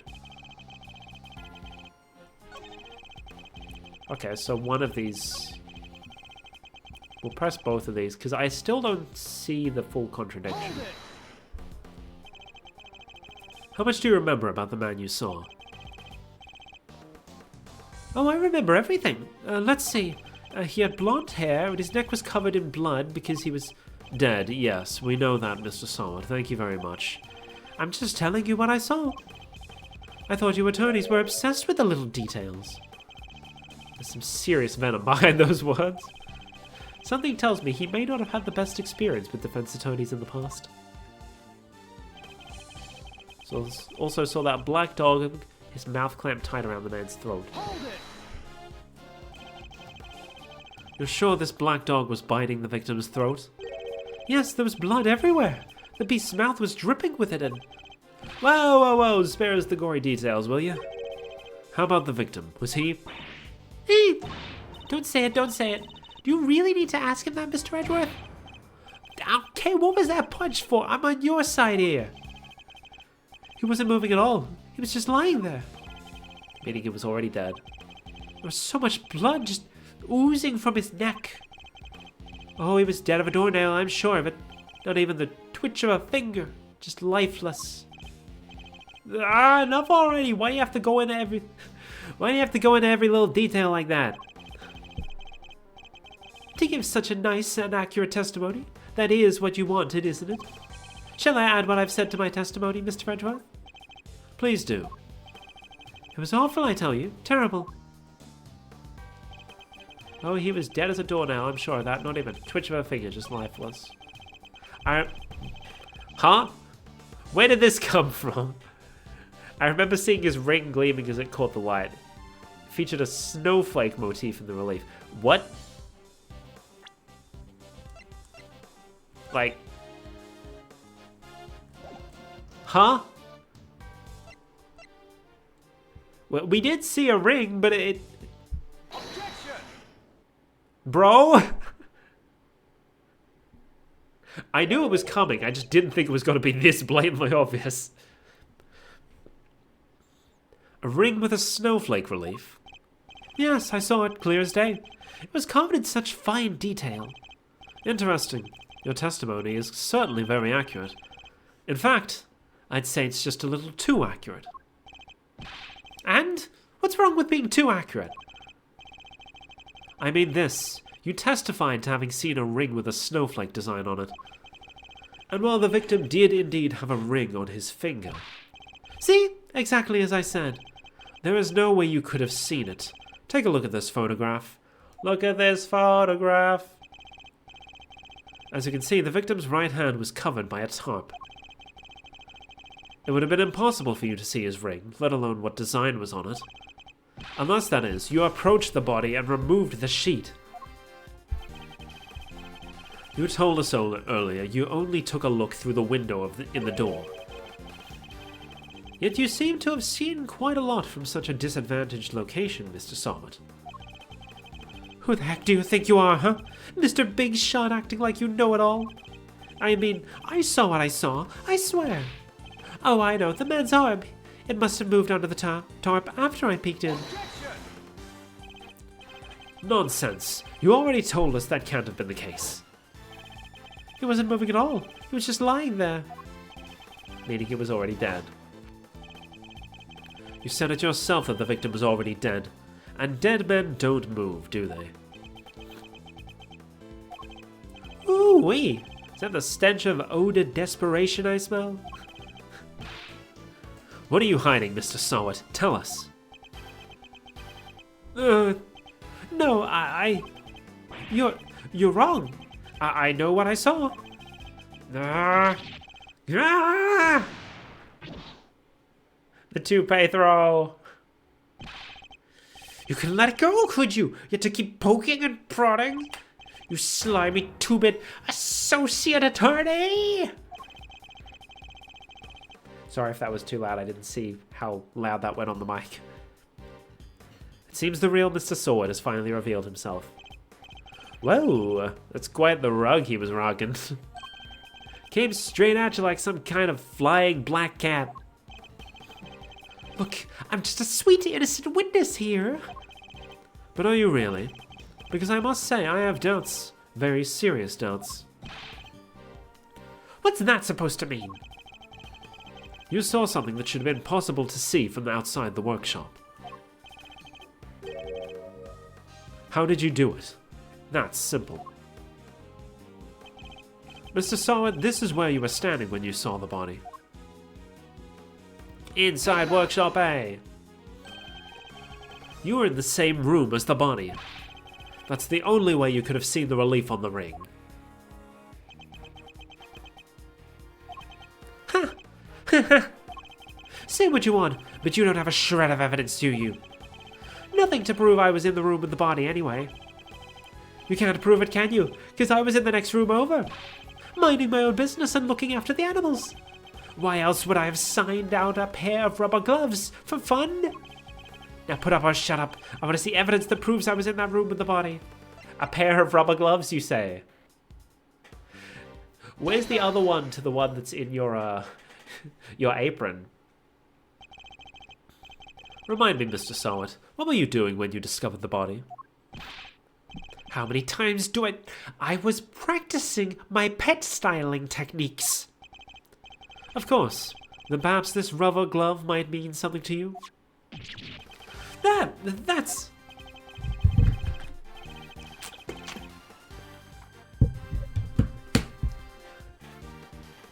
This glove was found by the victim's body. I believe it was dropped by the killer. And I can't help but notice that you have a similar glove tucked into your apron. No, this one's different. Yes, that one does seem awfully lonely, doesn't it? It's just a rubber glove. There are hundreds of them all over the prison. I bumped the cable. I hope that didn't pick up on the mic.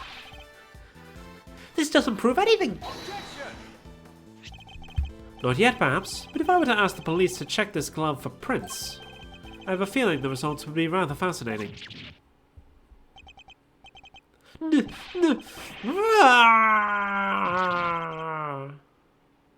Oh, he doesn't foam at the mouth like he does in the original game.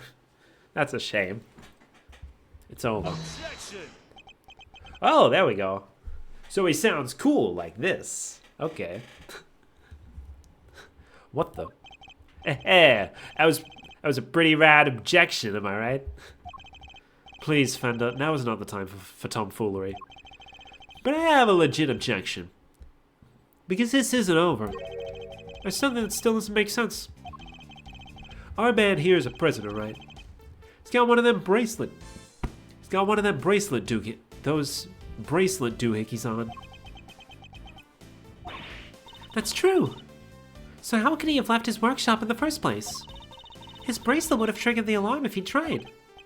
That's right. We don't have a good explanation for that yet. Well, anything you'd like to share, good buddy? We're all friends here.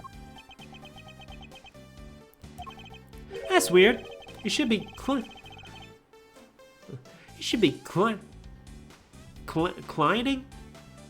Is that a word?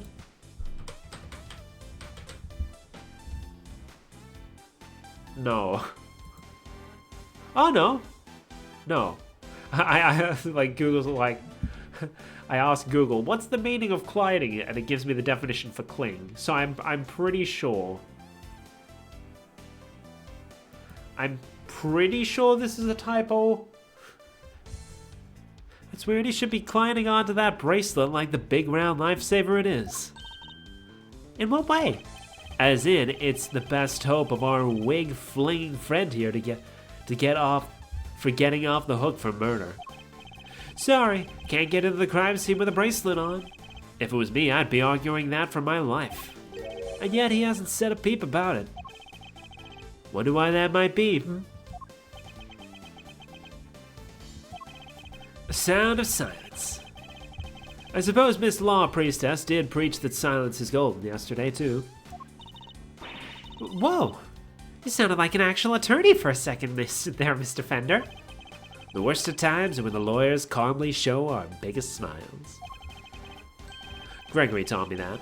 It's part of the attorney's code he lived by. And apparently he also shared that with me. So, friend, what's the dealio? Why so coy about your bracelet?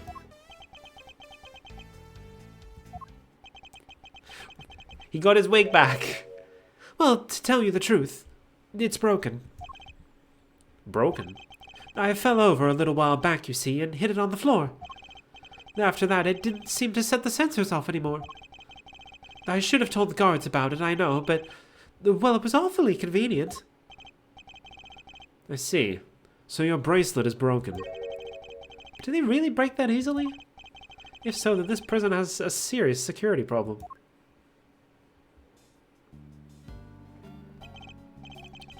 You there, could we have a moment? Aw, aren't you just the cutest? Meow, how can I help you, sir? This prisoner's bracelet appears to be broken. What? Really? That's not good. I'll get someone to find a replacement right away. Thank you. We'll keep a hold of the broken one for the time being. Solid's bracelet wasn't working at the time of the incident and could not be detected by the sensors. Of course, sir. I'll trust you to take good care of it. Let's go. Sweet. Bracelet sorted. Now to turn our murderer in, yeah? What? No, I didn't kill anybody. Oh there, Palio. You were the one who said your bracelet was out of commission. Or were there other inmates freely roaming the halls while everyone was busy watching the show? No, I just found the body. That's all. I promise. And when I did, that enormous dog still had his mouth wrapped around the poor man's neck. I only went into the workshop after the beast had left. And why did you go in? Well, oh, fine. I wanted to go through his pockets, okay? He's going to rob the corpse? That explains why he remembers Knight's ring in so much detail. Hey, why are you looking at me like that?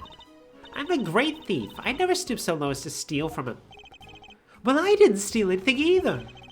The show ended just after I'd entered the room and all the other inmates came trickling downstairs thereafter. I panicked, rushed back into the other workshop and started my fake screaming. And dropped the glove in your haste, huh?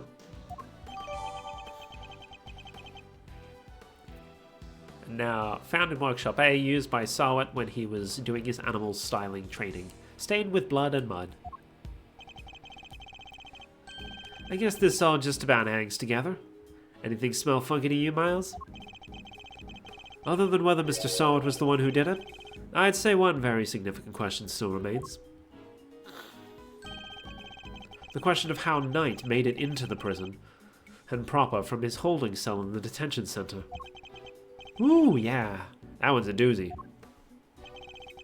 I also can't help but wonder about another key feature of Mr. Sawat's testimony. The dog. That dog's involvement can only mean one thing. Mr. Sawat, Yes? Oh, what is it? were you the only prisoner who didn't go to watch the show? Well, no, there was one other who didn't. Am I right in thinking that this person couldn't have watched the show even if he wanted to? Yes. How did you... I knew it. I had my suspicions when we first ran into that black dog yesterday, but this confirms it. Wonder what his name is going to be. For a criminal that dangerous to end up in a place like this is unbelievable, but... Where is this person's cell? You're going to see him? Who are we talking about here? Him! He's not like the other prisoners, you know. He's special. Gets treated like royalty. But you didn't hear that from me. All I'll say is, if you value your life, you'll stay well away from him. What? Will you please stop trying to scare us all the time? The big cheese, huh? Well, I, for one, definitely value my life, so that sucks. They keep him in maximum security. Which is over there. Over that away. This is an incredibly small prison. I'm guessing maybe those stairs at the side there lead up to like more cells, maybe. Because otherwise there's 3 cells and a single maximum security cell. Where's solitary confinement? Maximum security. Well, that's certainly one way of treating someone differently. Da-da-da. Alright, quit being so mysterious and tell us who he is already. Let's just say he's highly skilled when it comes to people's lives. Better than anyone, in fact. And, that's all I'm prepared to say on the subject. In fact, I may have already said too much. Well, Milesy, anything you care to share? Or are you going to leave Kay and I in the dark here, too? The mystery man in maximum security is an old acquaintance. Let's go pay him a visit. I suspect we'll find our dark canine friend there, too. And when he says an old acquaintance, he doesn't actually mean someone the player is familiar with. He means someone that he's dealt with before. Off screen. Why is there a rabbit just... I nearly tripped over it. Oh, okay. And then it's the same stuff as usual. In we go!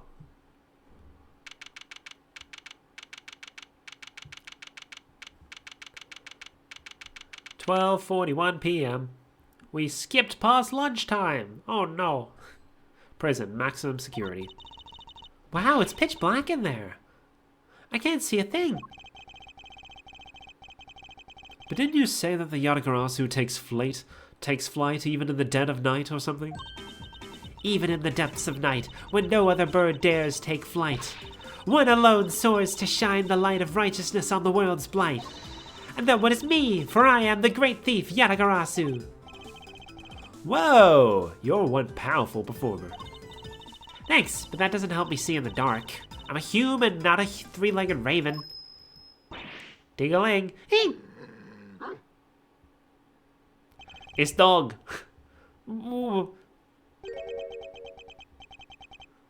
Ah, Mr. Edgeworth. That voice, I knew it. It has been far too long. You remember me? I could hardly forget now, could I? After all, you are the one who put me away. Mr. Edgeworth? Are you talking to that dog? Or is there someone else in there? Still can't see a dang thing. Oh, but I am forgetting myself. Forgive me. I do not often receive visitors. One moment, I will turn on the lights. There he is. Let me make sure I remember.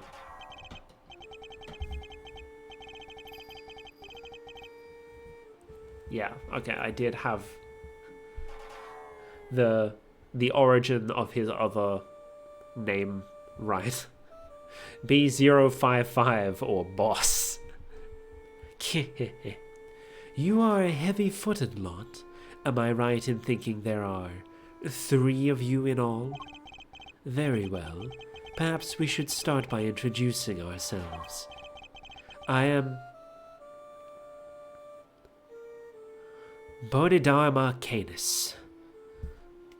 Okay, I'm guessing, considering the imagery behind him, I'm guessing Bodhidharma is something to do with Buddhism, maybe?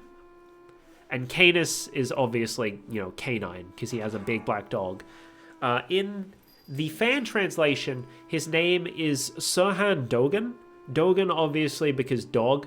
And Sirhan, because, Sirhan was the man who assassinated Robert F. Kennedy. So, you know.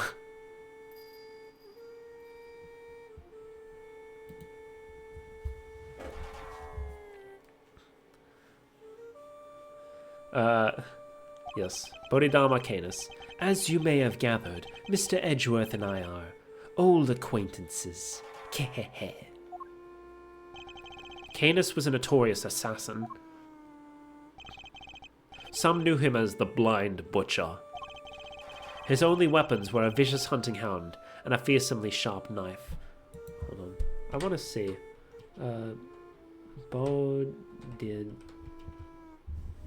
Oh yeah, Bodhidharma, a monk.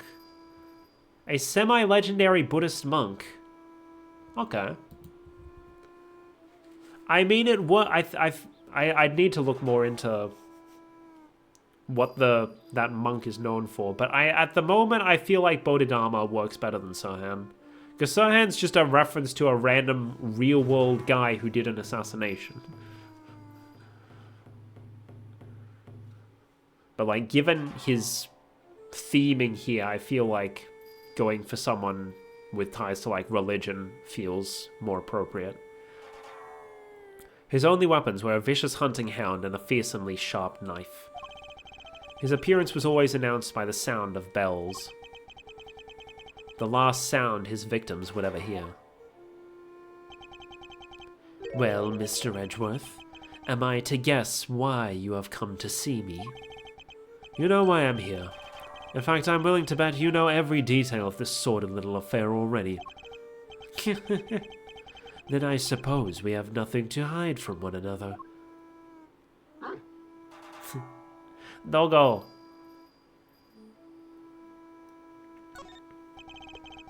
Your faithful canine friend is currently the chief suspect in a murder investigation. The person who found the body saw a dog with its mouth around the victim's throat. Your witness is mistaken. Helmut is a gentle soul. He is my eyes, nothing more. Okay, now I need to look up what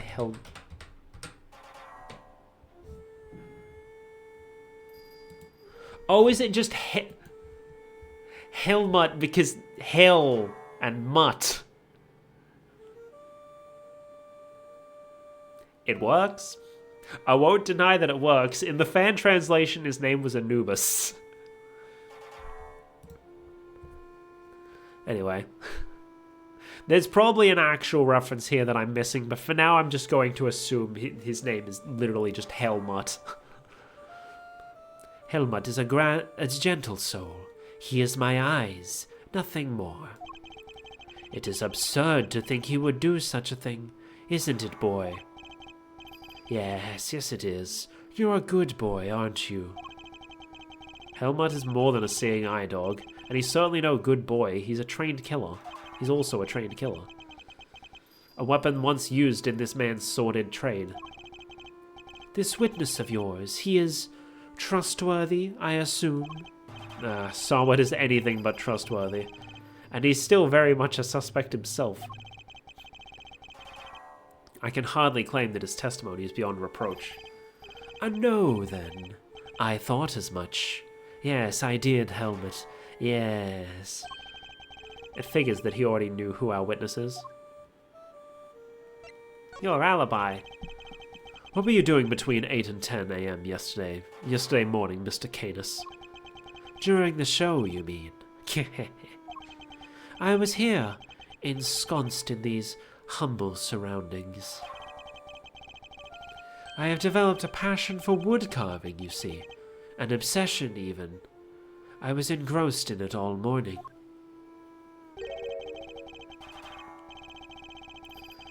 And you have permission to engage in such a hobby? I can't believe someone would actually let you. The warden and I have an understanding.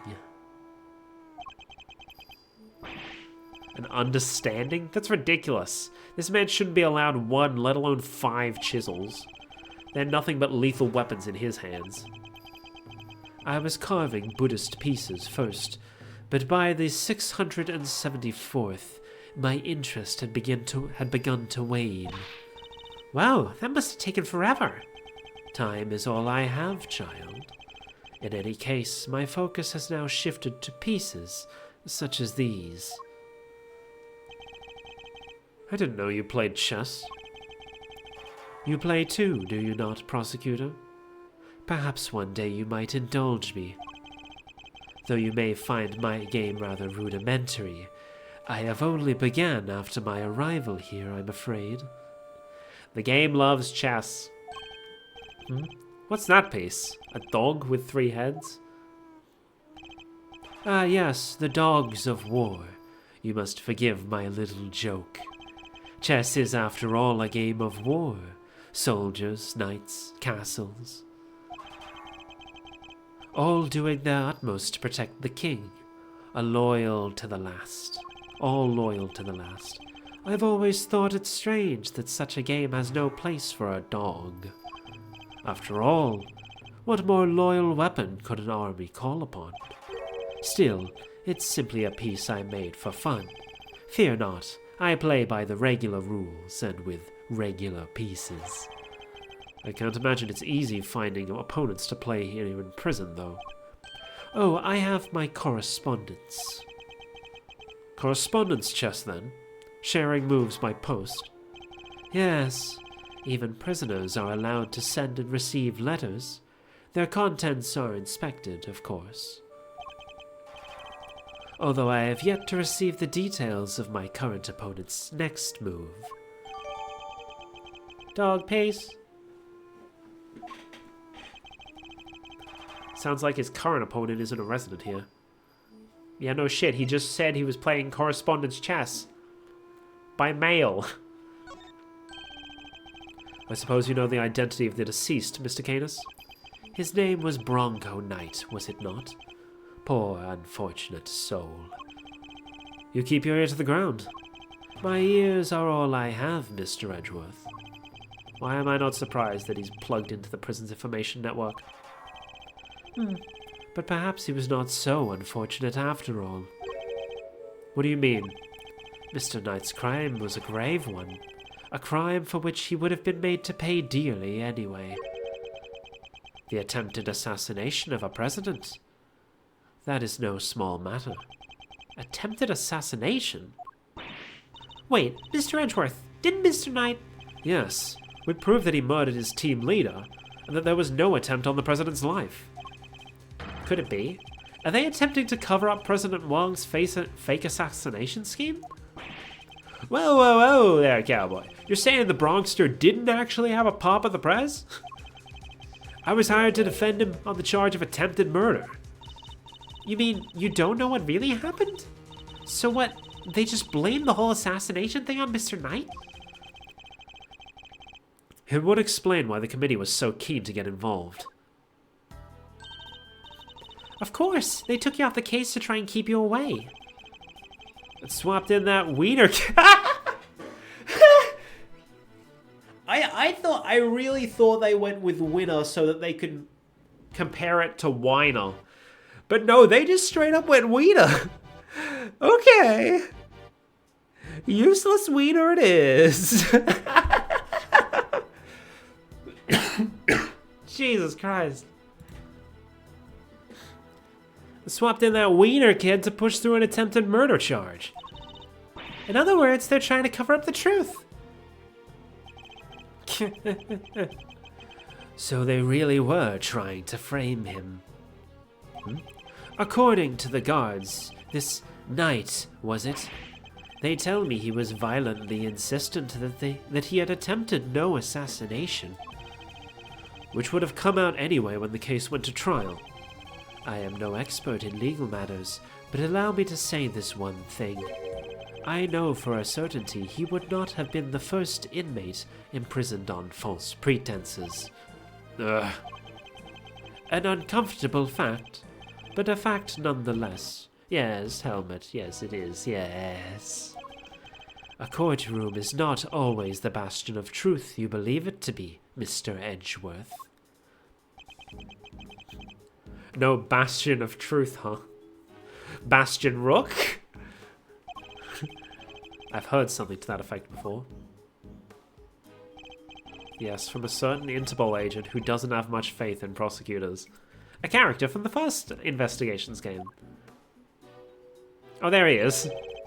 You're not twisting the truth behind those closed courtroom doors too, are you? Fueled by that kind of thinking, is it any wonder that courts produce nothing but falsities and lies? Sorry, but the truth doesn't need the likes of you to distort it today. I was never able to fully dispel his mistrust of prosecutors. Even Helmet understands. Don't you, Helmet? Yes, you do. The truths revealed in court, and your deductions. It is dangerous to trust either implicitly. Ah. But I am not bitter. You are the first to make me a subject of unfounded... You are not the first to make me a subject of unfounded suspicions in recent days. In fact, I was visited by another prosecutor only yesterday. He was accompanied by a judge. They even dragged the warden along, her distaste for me lingering unspoken in the air. Not those two again. Prosecutor Winner and Judge Gavel. They went over my cell with a fine-toothed comb, but they left empty-handed.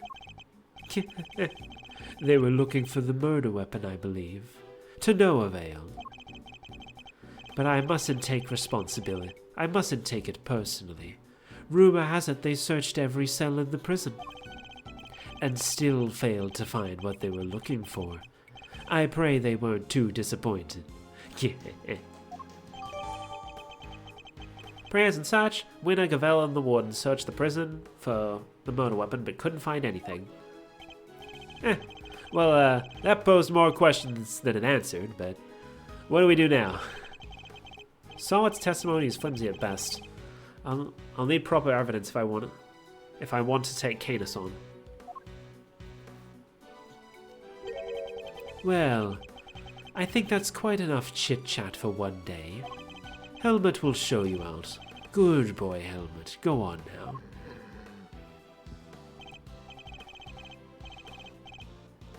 now. He's not showing us out permanently, right? Let's get out of here. Come on.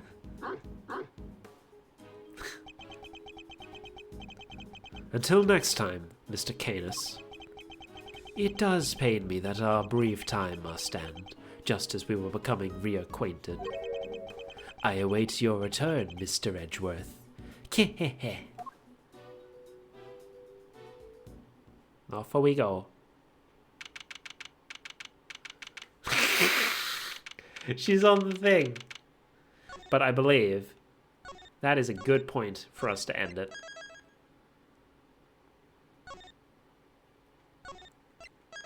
Oh, it's spoilers. Middle, investigating the holding cell.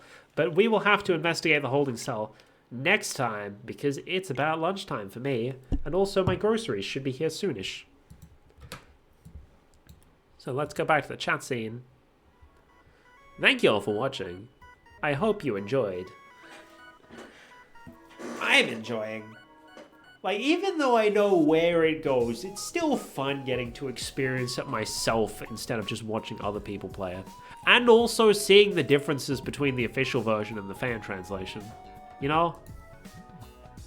It's fun stuff. I'm enjoying it. Hey, John. Came right as I was ending.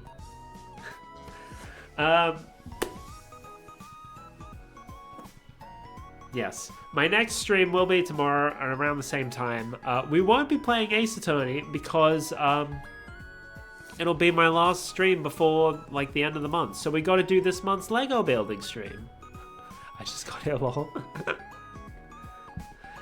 Yeah, I have. It's the only stream this month. Oh, I guess I was gonna say it's the only stream this month that's been like spooky month themed, but I guess Emio was pretty spooky. But yeah, tomorrow we'll be playing more we won't be playing anything. We'll be building Lego stuff. But for now, I'm guessing Rai is still going. Rai is indeed still going, which means I can see you're already over there, Chud. But oh well, we're gonna raid Rai. Rai is currently part of a big charity event. He's doing some shiny hunting. Emio sounds so interesting, kind of makes me want to buy a Switch game. Emio is very interesting. Gameplay-wise, it's nothing particularly special. It's basically a visual novel. But the story, though, I really enjoyed it. Anyway, we are raiding Rai. Let's get the raid messages up. Ba-ba-da-ba-ba. Let me copy it myself. Yes, Rai. Oh, the I'm so dumb. I was watching him this morning, and I'm only just now realizing the timer is counting down and not up. I am so dumb.